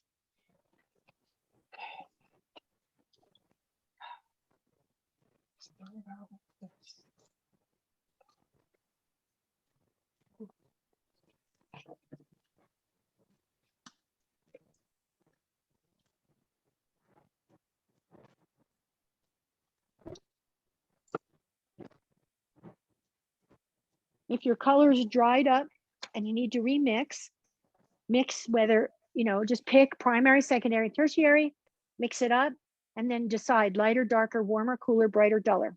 If you look at those 6, you got to be able to match it exactly that way.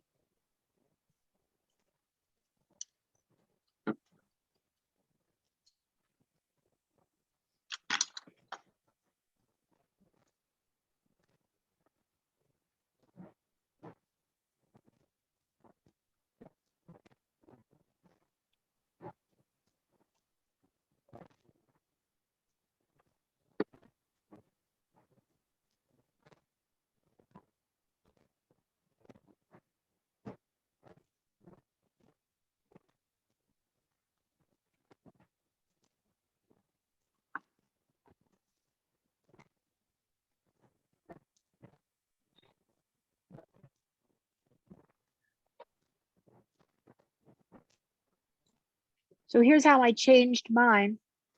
Remember the big long stripe that was at the top? I just decided it was too long and just took up too much room, so I took it out. As long as it visually looks like it's gone.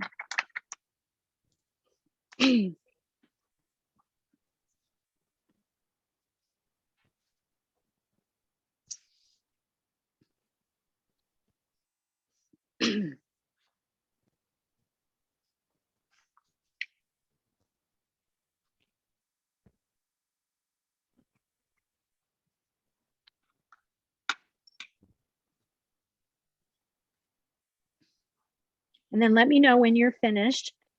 I got one more thing I want to do.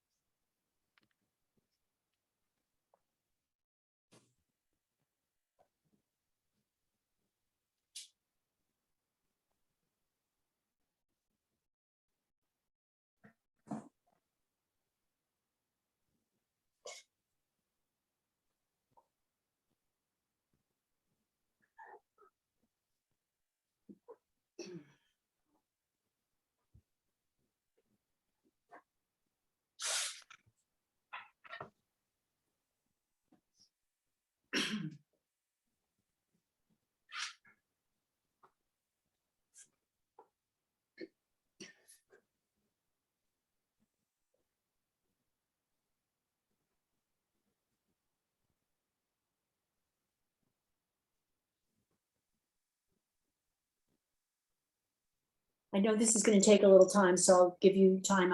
I'm charging my earbuds.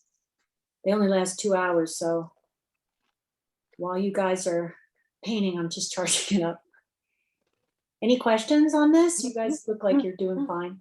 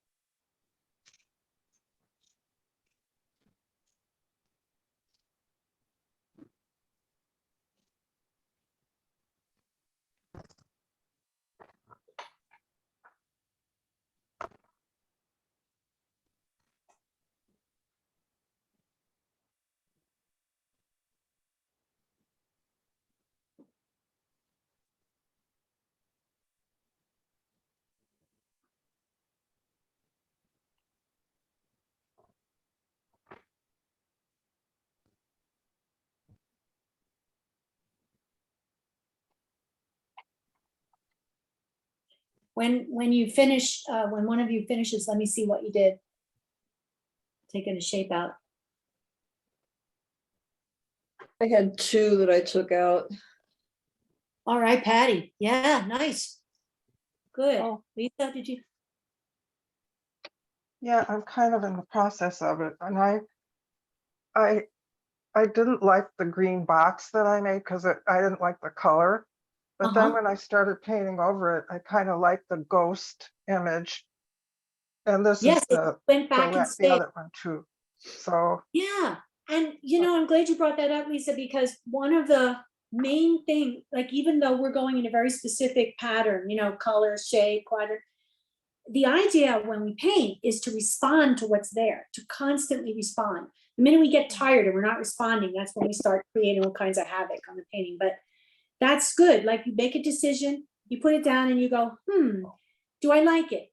Do I want it smaller, bigger, hard edge, soft edge, lighter, dark? We have all of these concepts. And when you put it on there, you muted it and liked it better because it kind of went back in space. That's good. Let's see, we've got Beata, did you take one out? Which one did you take out? You know what? You could stay off on mute. You can stay off mute because everybody's pretty quiet. There's only 5 of us. Okay. I took the star out and then I added a line to break that up. Yeah, good. Okay, Priscilla, are you done yet? Almost. Okay. I like the hand signals. Just a question, Nancy, you said we have 2 more hours. I thought we We have 1 more hour. right. I mean, it's amazing, I mean, how 2 hours can fly by. I still have a few more concepts to show you guys. Yeah. Priscilla typed in the chat to me here that she watered her original background, so it's not covering the shape. What's that again? Priscilla said that she watered her original background so that it's not covering the shape. Oh, Priscilla, are you saying that you used a wash to create your background, like a watercolor wash?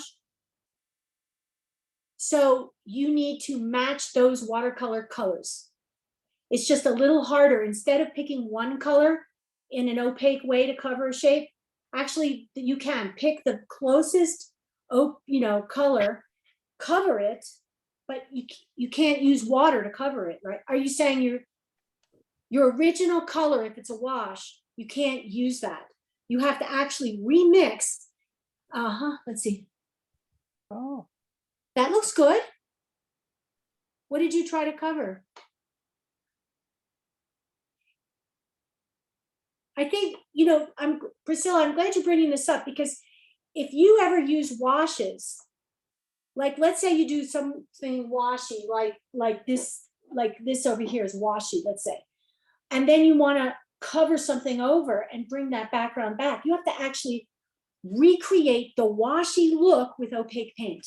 And it is possible. It's just about matching color. Yeah, she said it's the triangle she was trying to cover. Oh, let me see. Let me see. Hold it up again.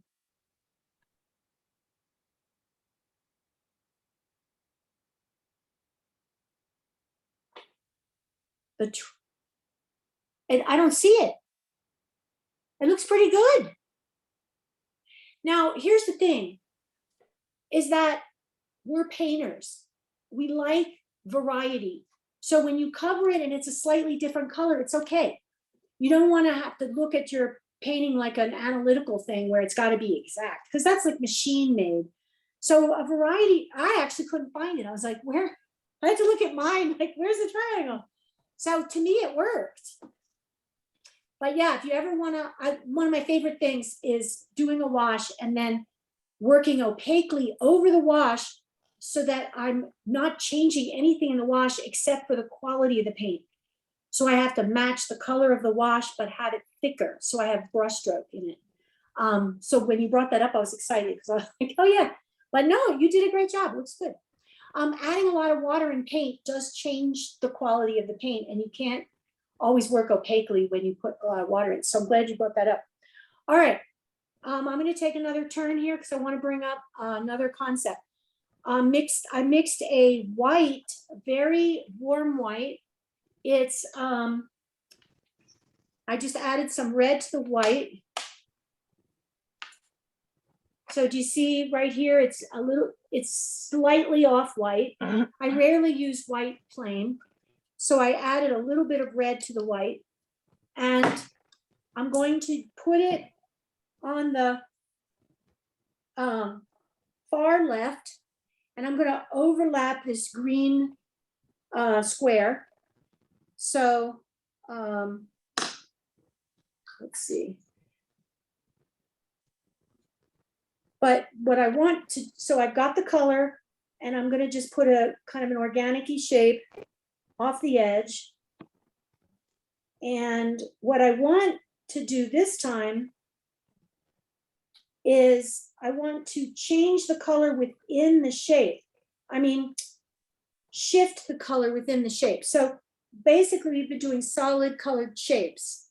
And so what I want to do is start to make it 3D by putting some shadow in there or just varying the color. So if I just want to vary the color, I can just grab another color, grab pink, and I could just kind of vary it by making a little pinker here. Or, so I'm going to leave it up to you. I chose blue just so I could define it, but you want to put in a shape anywhere you want, any color you want. Hard edge is fine, but within the hard edge, see if you can vary the color so it shifts. It could be a shadow and a light, or it could just be that, or it could be textural. I'm thinking like textural. In other words, we're not just picking a color, we're putting a color down as a background in the shape, and then we're varying it within the shape. Jacqueline, sorry. Can you put me back on the group so I can say thank you? I owe you big time, Jacqueline. If I lived in the same town, I'd take you out to dinner. Is everybody any shape? I think off the edge is nice, just because we have a lot of within the piece. Off the edge makes it feel more expansive in terms of space. So a shape, any color. I like off whites. I like white with teeny bits of color in it. We took the white out from the background. So white's kind of a nice if you want, but if you want to do something else, you can. Any quadrant anywhere, make it big enough that you can have some fun shifting the color within it. The trick with shifting a color within a form is it's all soft edge in there. The minute you put hard edge in, you're creating another form. Does that make sense? So once you make your shape and you paint your background color, shift it with soft edges or texturize it with different colors in there.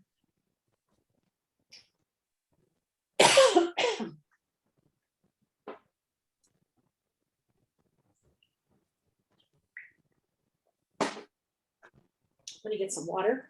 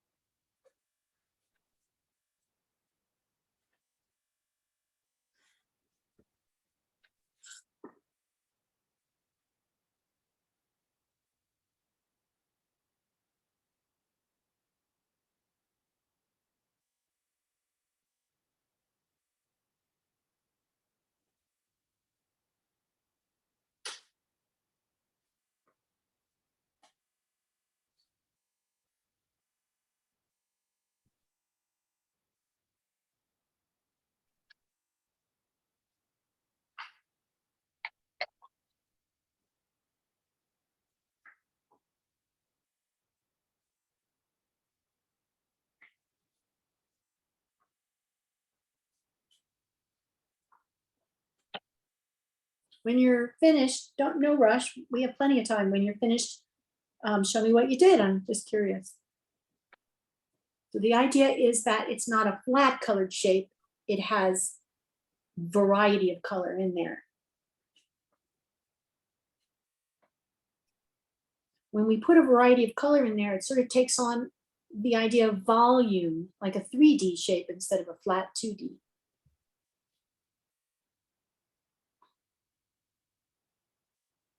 Let's see, Fiona, let me see. Uh-huh, yeah. Is that actual physical texture or is that painted in there? Oh, you can stay off mute, Beata, because everybody else is, because everybody's pretty quiet.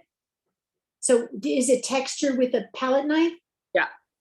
Okay, try, when we go off on our own, try a shape that is textured visually.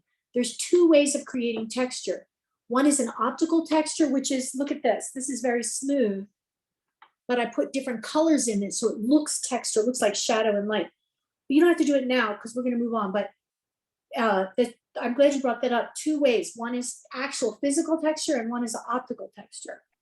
The problem with physical texture is once you put it in, it's really hard to overpaint and take it out or overlap. Not a bad thing, but when I do texture, I sit there and say to myself, all right, you better be sure you want this textured.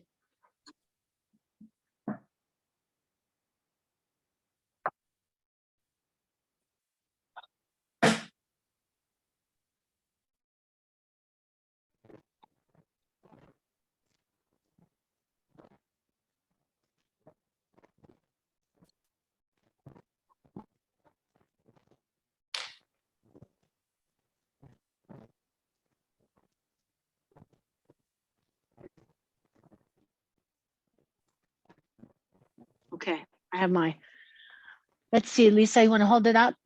I can't see. Okay, I did the color in the Yeah, star. nice. And to Nice. put, it's kind of falling into the background. And I kind of put more background opaque to give it some. Good, good. Priscilla, oh, you're still working? Sorry. Did you change one? Let's see. Uh-huh, good. Yeah, all right. And then Patty, did you do one? Yeah, I did all of them. Good. All right, great. Okay, so we're still moving along in all the different decisions we can make that have nothing to do with person, place, or thing. Right? Okay, the next thing we're gonna do is we're gonna apply, we're gonna pick a color, think of a shape, pick the quadrant. What we want to do is, and we can pick whether now we go through quadrants or do we pick the center? The center is actually an area. Off the edge, on an angle. And the difference this time is when we pick a flat color, like somebody pick a flat color. A color. Blue. Blue. Let's pick a blue. But this time we're going to do a dirty mix blue. Instead of mixing the blue with our palette knife, like we did for the first triangle, we're going to do a dirty mix. So you guys know that if you want a clean color, you mix it with a palette knife, then you dip your brush in and paint, right? Palette knives are meant to let go of color. So you mix and then you have your color on the palette. But brushes are meant to hold color on the brush.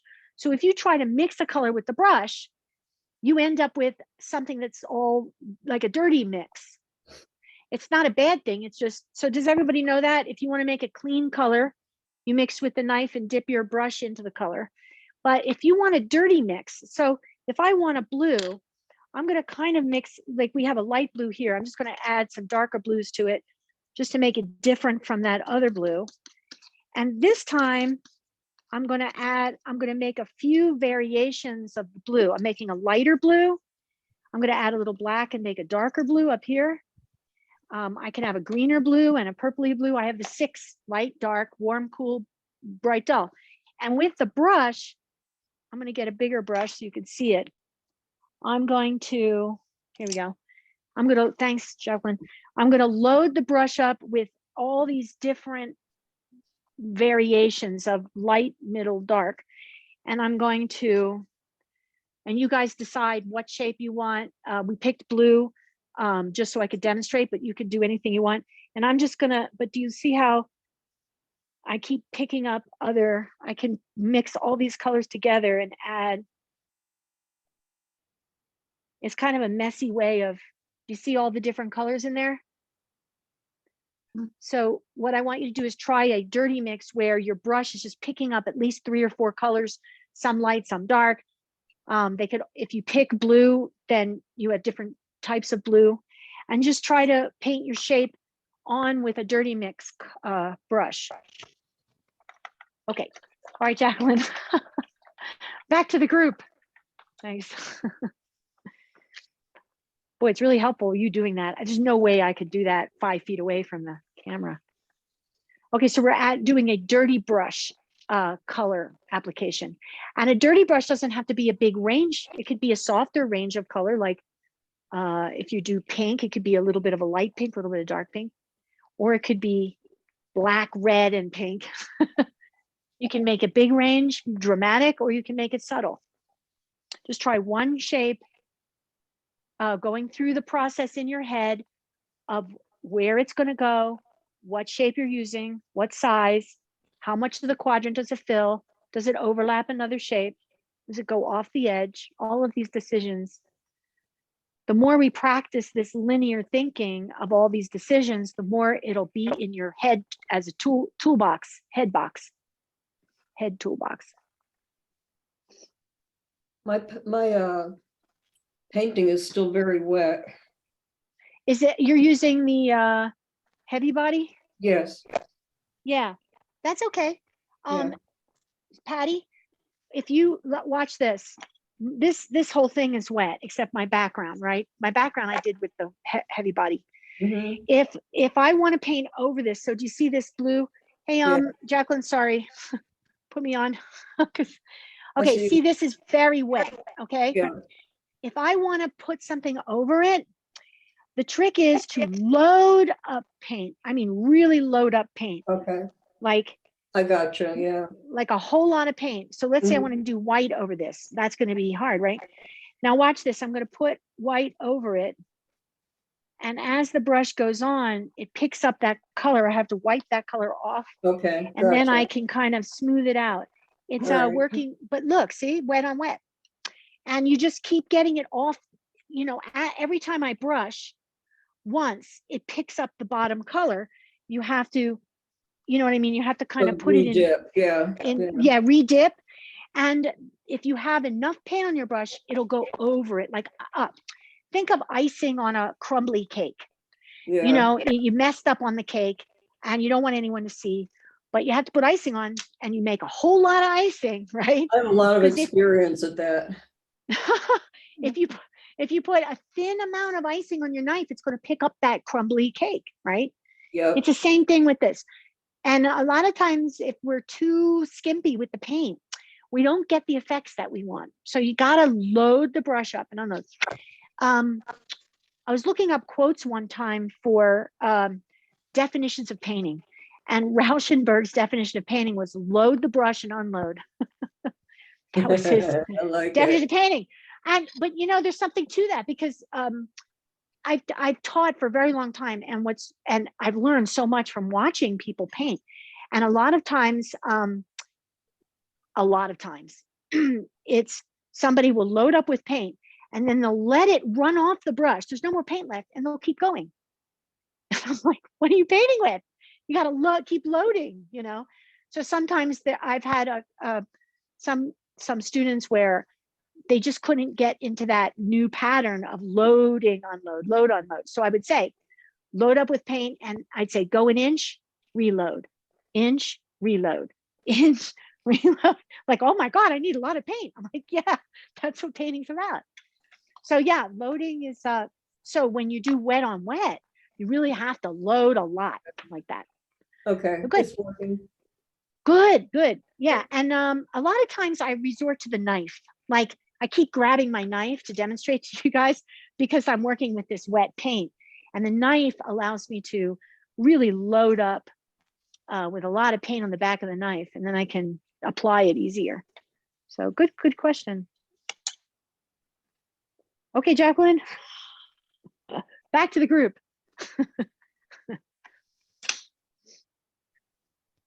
All right, so did you guys do your dirty brush? Let me see what you did.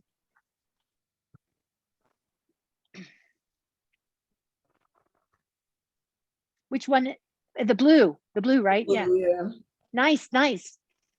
Okay, let me see. Patty, hold it up again. Let me see. I didn't. The blue circle. It still looks like a even application of color to me. When you load your brush, did you load a lot of different colors? Yeah, but I mixed them. Oh, is it You mixed supposed to them? look, is it supposed to look variegated? Yeah. Oh, I'm sorry. I didn't. No, it's okay. That's okay, because you figured out how to make a smooth with a dirty brush. It's just another Yeah. tool. Yeah. That's okay. You get the idea, because but you know what I mean? You load it up with different colors that you're going to be okay with. And Yeah. then you put it on, and you're really, Patty, this is good, because you really don't want to overwork things. And a lot of times we overwork. Let me see, Priscilla. Did you hold it up? Let me see. Yeah. Good. It's easy to overwork, and then you take away that variety. Yeah.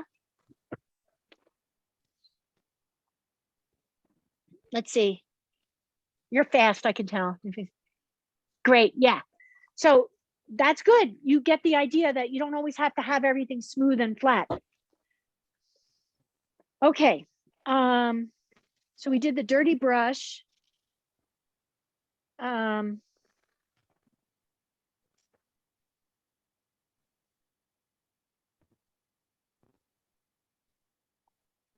chipboard. Oh.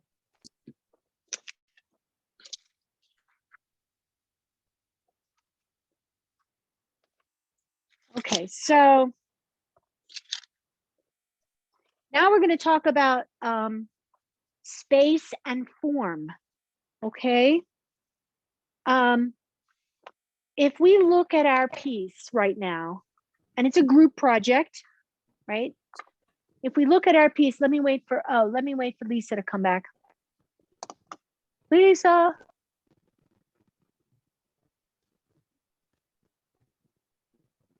Wait, we're missing somebody else too, aren't we? Yeah, I Okay. think we lost Robbie, and I've been sort of keeping an no. eye on the waiting room, and I haven't seen. Can you email her and see?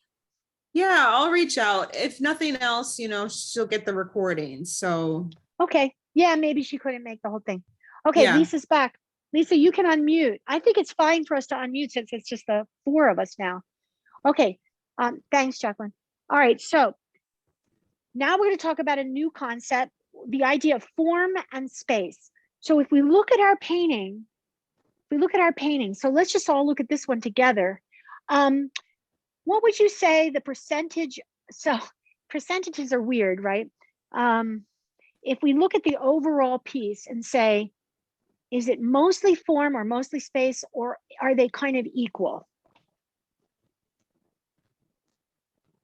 in terms of filling up space? I'd say you're fairly equal. Does feel kind of equal, doesn't it? Yeah. Yeah. Okay, so when we have, so let's talk about what creates space. Now we have a simple idea of overlap here. We could probably put me on focus again. Sorry, Jacqueline. Okay, so this is a simple idea of overlap, and overlap creates a very simple idea of space. We've got one thing in front of another. So that's a simple idea of space. We also have another tool that we used, which is the idea of varying color. Now here is a green square. And does that feel like space or does that feel flat? Flat. Yeah, here is the exact same square. Do you see these variations of green? Guess what?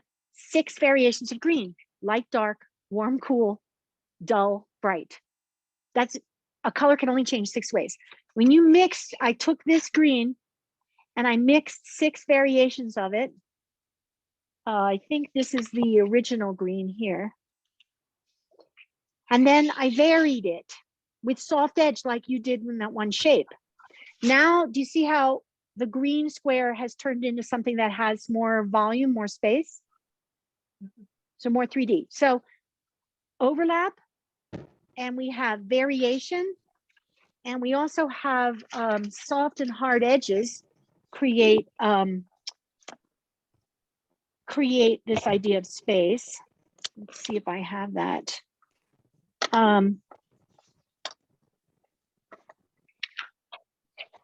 So what we want to do is, when something is 50-50, when something is equal, it takes on the quality of wallpaper. Okay, so we all know what wallpaper is, right? If we walk into a room and it has wallpaper on it, we don't notice the wallpaper unless we're looking for wallpaper. But normally wallpaper is supposed to be so even that we pay attention to what's in the room, the people and the furniture. So wallpaper does everything that we don't want to do in a painting. We want to draw attention to the painting.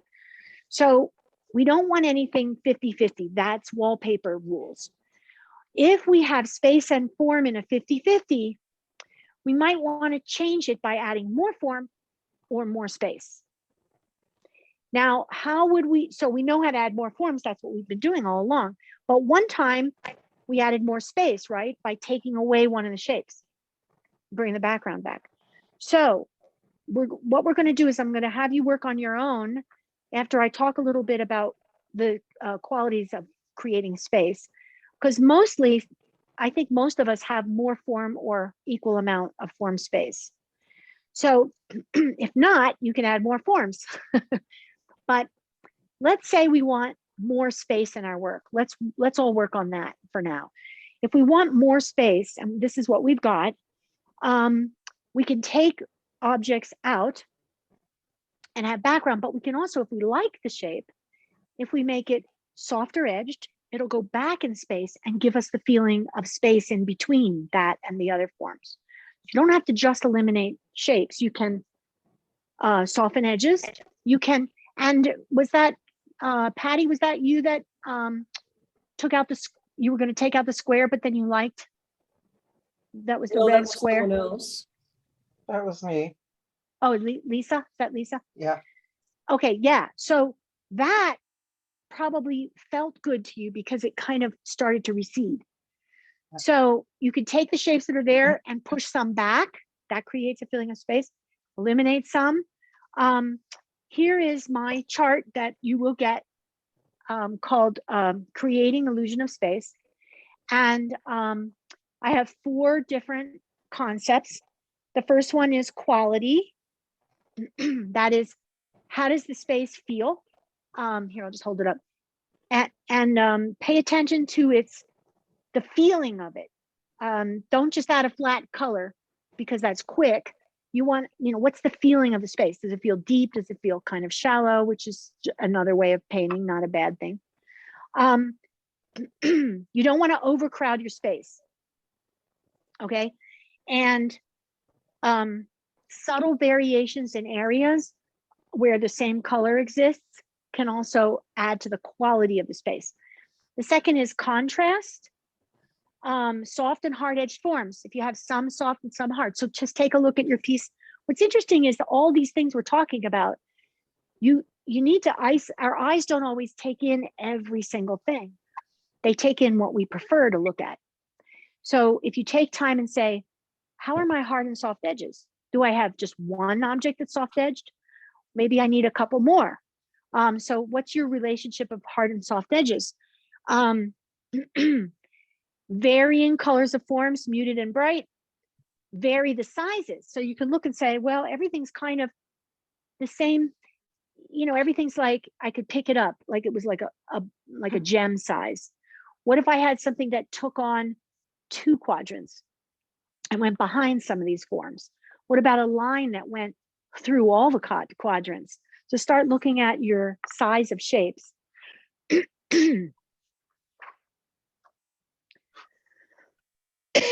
Sorry. Then we have diagonals. So instead of things like I talked about before, instead of things going parallel to your edges, how about diagonals coming in? Almost all realistic land. Now, these are realistic principles of creating space from the Renaissance. They had diagonals coming in, and that makes you move through the back. Just because we can move through space doesn't make it realistic, but it also makes it more interesting to look at often. Like Albers wouldn't agree with me because he just had all squares. He's doing a different thing. But in general, most of us like the idea of moving the viewer through the piece and back in space. So what I want you to do is look at your piece and figure out how you can enhance the quality of space. And then we have overlap forms. So this is different qualities of creating space. And what we want to do is, here's avoid, just avoid these things. So you want to check your piece for these things to avoid. In the corner, these things, the reason I say to avoid them is because they take away from a deeper viewing experience. They allow the viewer to look at it and then leave the painting quickly. These keep you from going back in space. So something locked in a corner, okay, locked in a corner, even an object that isn't actually in the corner, if the axis goes into the corner or going straight across parallel to this, here is everything fixed. So here is, so if you see, here it is. Oh, this is just a void. This isn't fixed. Hold on, sorry. I'm like, that's the same thing. This just says, says what I just said.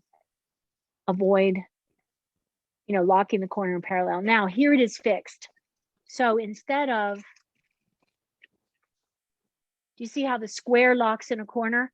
And it's, if you want, there's always something in a corner, but if you make it more lengthy in one side so that these aren't equal, it moves you into the piece rather than locking you in a corner. This locks in the corner here. Move it over. Okay, move it over so the axis, instead of going directly in the corner, you could just move it over just slightest amount. And this has more of a feeling of space than this one does, where it's locking you to the outside and keeping you from going in. So why don't we take time to just work on what we've got, make decisions now to enhance the feeling of space. We've got shapes on there. If you don't like the shape, change the color, change the size, change the edge. You could do anything you want at this point. But what I want you to do is pay attention to the idea of space. So again, when you have something coming off an edge, do you see how it feels like when you take a photograph of something, you never have things lining up. I mean, real life doesn't line up. You have things that get cut off on the edge. So when you have cut off things on the edge of your painting, it has an expansive feel. The viewer feels like the world that you're doing a snapshot of is bigger than just the snapshot. Otherwise, if everything's floating on the inside and nothing is going on the outside, it has a more of a intimate, condensed feeling. So you might want to use that sometimes. But what I'd like is for you to look at, create an expansive feel, have things going off the edge. If it doesn't go off the edge, add a, like if this one I wanted to go off the edge, I don't have to move it. I could just add another circle off the edge behind it. Check your overlap, see if you can add more overlap, your soft and hard edges, muted colors versus bright colors, all of those things. See if you can change your piece. You could do anything you want. You can take all the shapes off if you want, make it all about space. Anything goes. And then I'm here to help as you work on things, just show me and we'll talk about them. Okay. All right, Jacqueline, you can shift me to the group. Anybody have any questions, or do you understand that? Okay.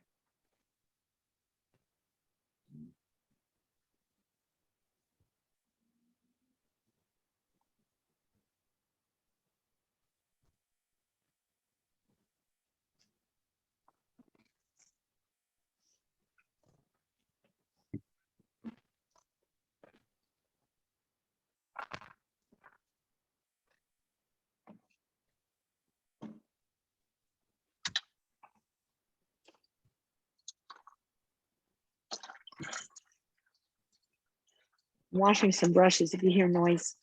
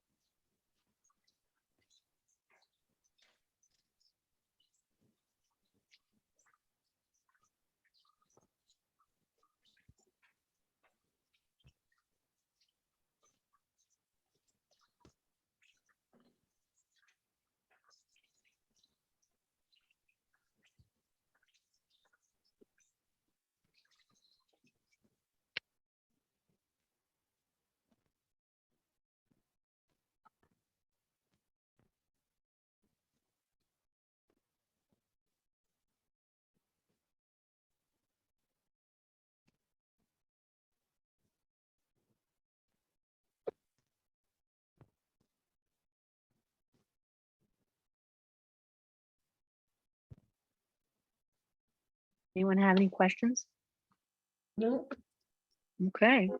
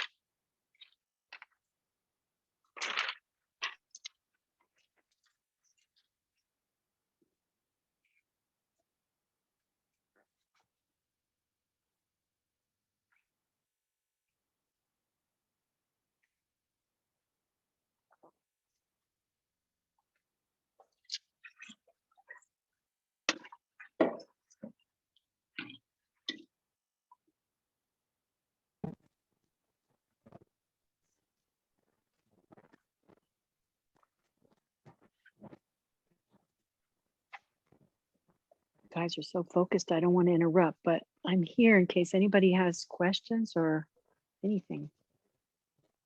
I'm just keeping busy so I don't want to interrupt you.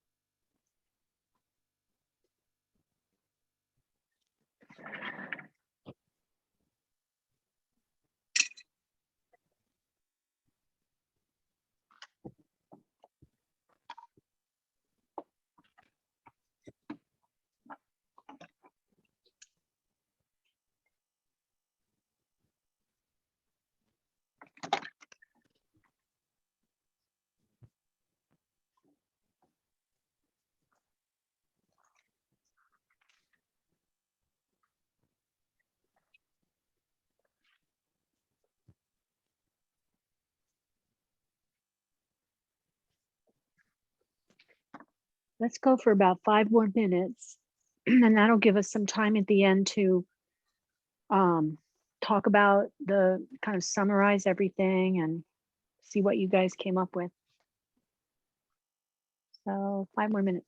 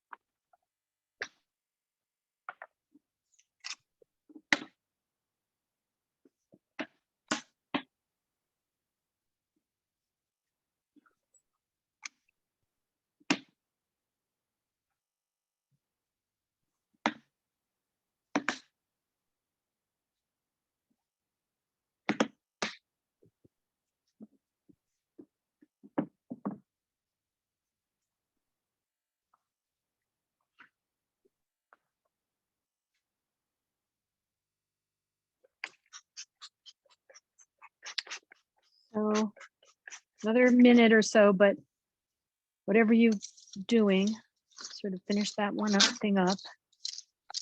And I'm excited to see what you guys are doing.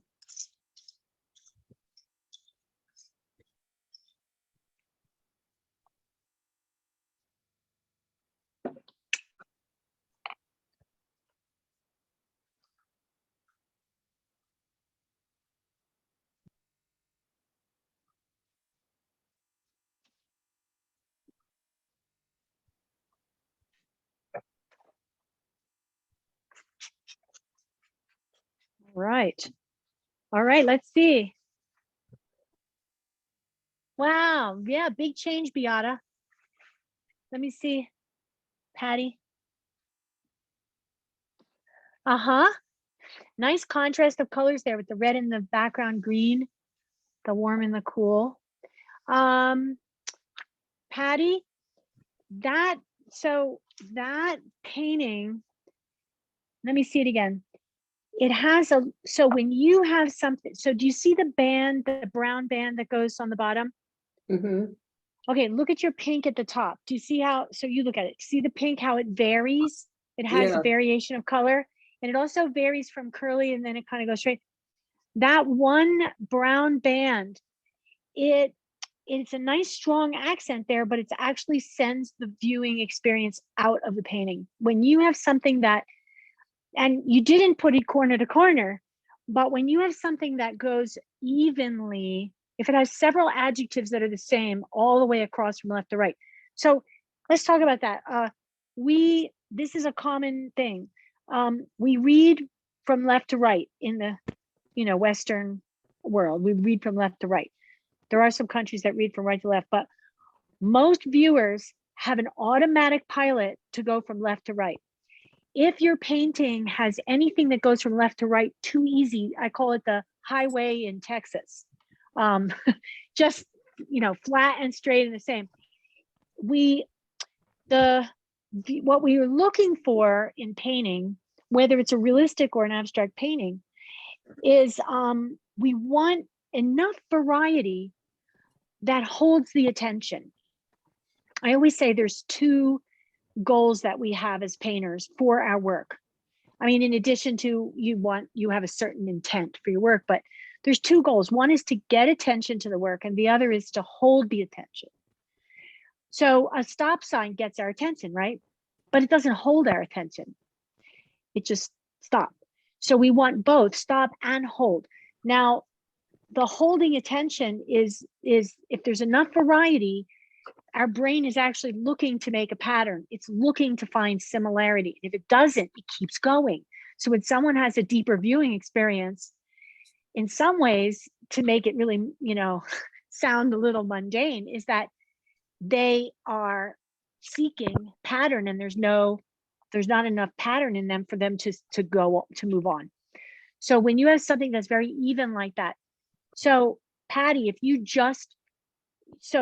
you've got the same width and the same color, and color has six aspects. If all 6 aspects are the same, so literally you could make it go from dark to light. You could make it go dark, light, bright. You could change the width, make it a little thinner in some places. And what I do is when I catch myself doing something like that, which our brain naturally that's called a left brain.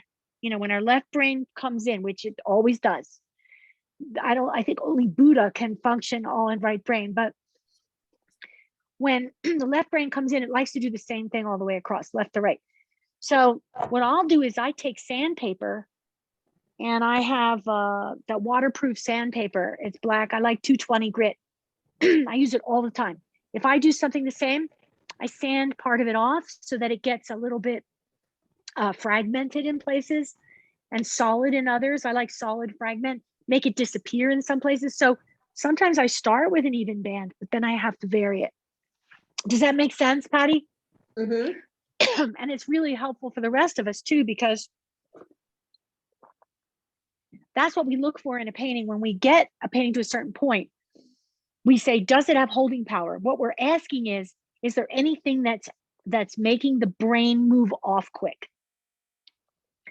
Anything dead center in the corners, parallel or evenly across from left to right, will take away the that deeper viewing experience. So Priscilla, let me see what you did. Now that I hacked away Patty, but actually it's not Patty's piece. It was just a thing. Good. Yes. Oh, Do you see the circular movement? It keeps us in there. Very nice. Hey, Priscilla, hold that up for a sec. Again, hold it up. So what we also look for, so Patty, what we're looking for is anything that moves off, but also what we want is some kind of geometry that keeps us in. So Priscilla's got like a kind of an oval, and it's not so structured that it's easily labeled. It's kind of a mysterious oval, but do you see that pattern in there? Mhm. I like to use, so thanks Priscilla, you can put it down. So I like to use S curve or a Z, because I use a lot of landscape. My stuff has a little bit of landscape in it. So I like the S curve. So Patty, think of a geometry in there, and that might help you. But once you vary that brown line, it's going to make a big difference. Let's see, Lisa, let me see yours. Nice. Yeah. Now what I'm seeing is a lot of soft and hard edge contrasting, so that creates a nice space. Yeah. Everybody hold your piece up again. I'm sorry, Patty's working on hers. If you can, hold it up. I just want to see all of them together. So what we were just working on, is a quality of space, good, in relationship to the forms. Nice. Look how much they changed. Lovely. wow. Those are great. Makes me very happy. Okay, you can put it down. Show down. Does that, so when you worked the last half hour, the idea was to really concentrate on the quality of the space, or the relationship between the form and the space. Did anybody notice did that feel different than you usually paint, or is that part of your painting process at this point? Anyone? I mean, it's a progression, you change something and then you realize it doesn't harmonize with the other element anymore. And then you either get rid of it or you do something to loosen it up.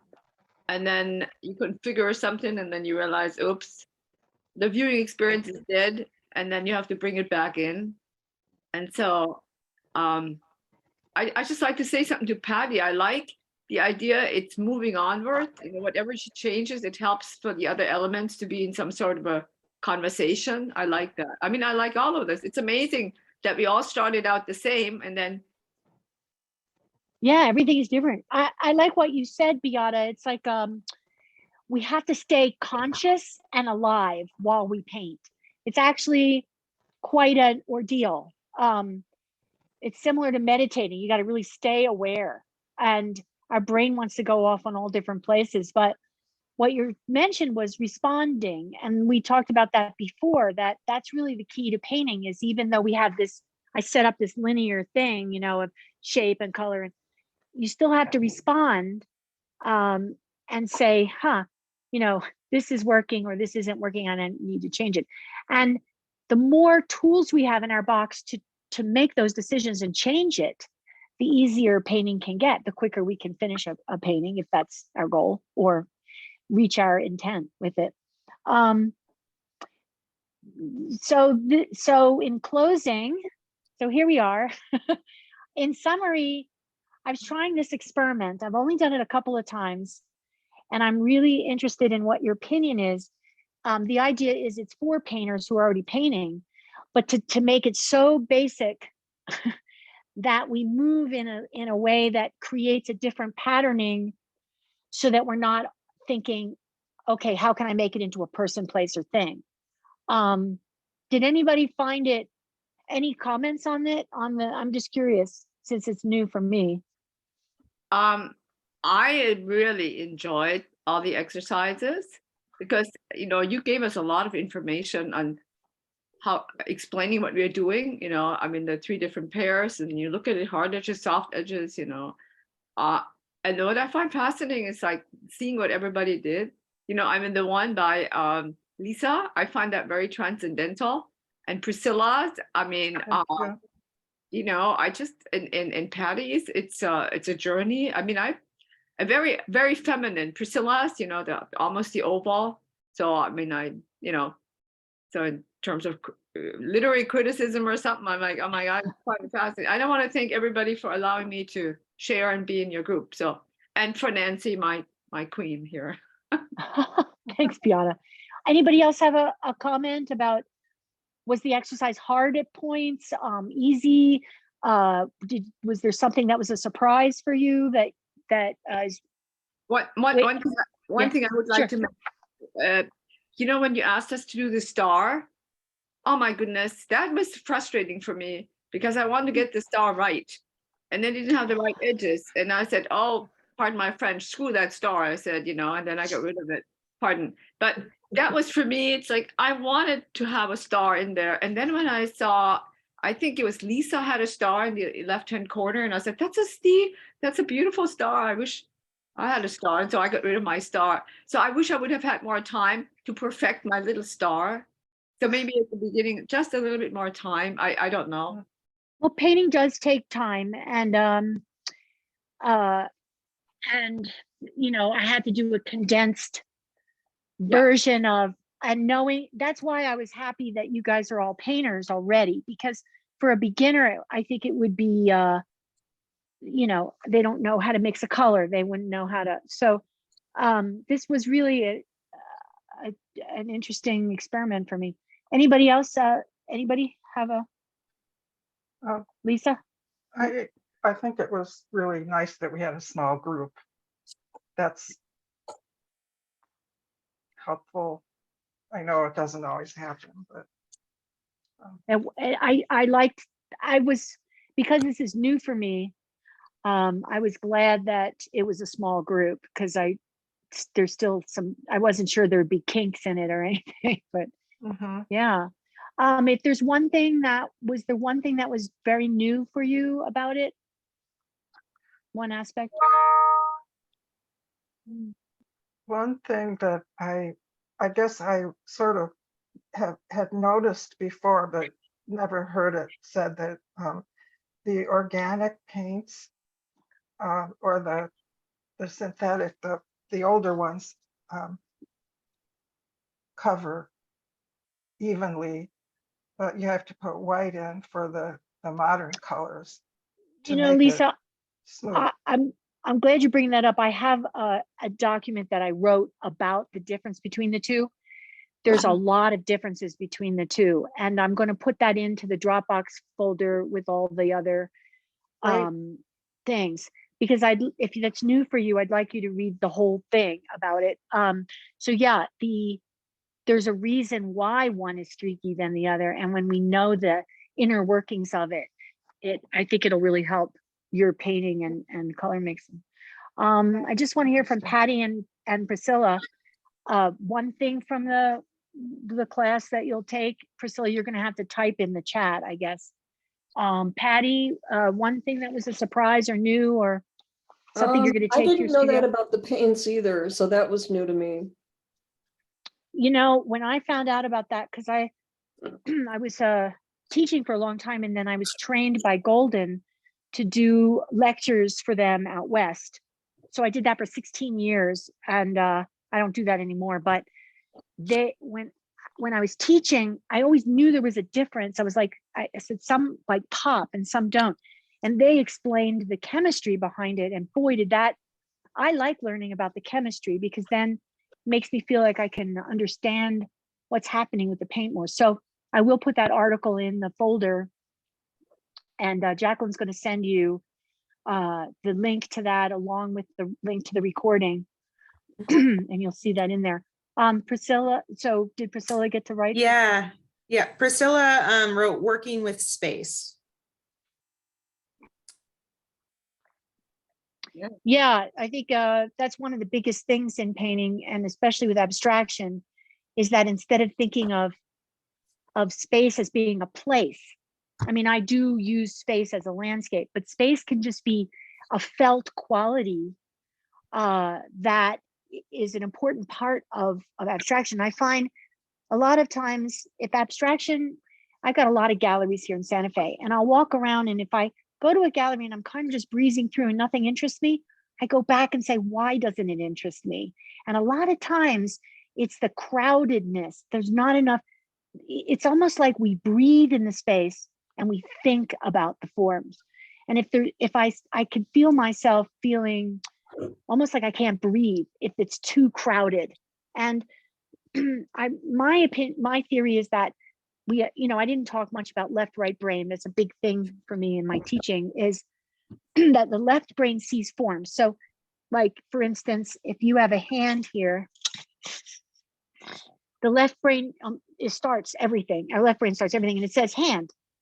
But if I asked you which space in between which fingers was bigger, and you have to start looking at the spaces in between the fingers, that uses the right brain. And you can feel almost like a little frustrated shift. The left brain doesn't like to give up control. So when we look at our paintings, I like to think about I call it eye yoga. When we look at our paintings, if we just look at it and say, what do I think? You're looking one way, your preference. There's like a whole bunch of other ways to look at it. If you ask yourself a question and say, how's the space? You suddenly see the spaces in between the forms. And then you can say, oh, I'd like this bigger, I'd like more space here. And it changes the whole quality of the feeling and the emotion of the piece. So that's kind of why I like to spend most of the time dealing with the quality of the space in the piece. You guys did really great considering you were forced to put colors and shapes that you might not ordinarily like. Let's see, did everybody get it? Patty? Yep. Did you talked, right? Okay. Yes. Everybody got a chance to tell me? All right. Yeah. Thank you, Jacqueline. Did you want to close out? We're right a little over time, and I just want to say thanks to everyone, and it was a fun few hours. And then I'll just look for my email with the recording and the evaluations and the Dropbox link. So that'll come later this afternoon. Oh, this afternoon. Good. Thank you. Okay. Thank you very Bye, much. everybody. Thank you so Bye-bye. much. All right. Bye. Thank Thanks, you. everyone. Bye. Thank you, everyone. Thank you. Bye.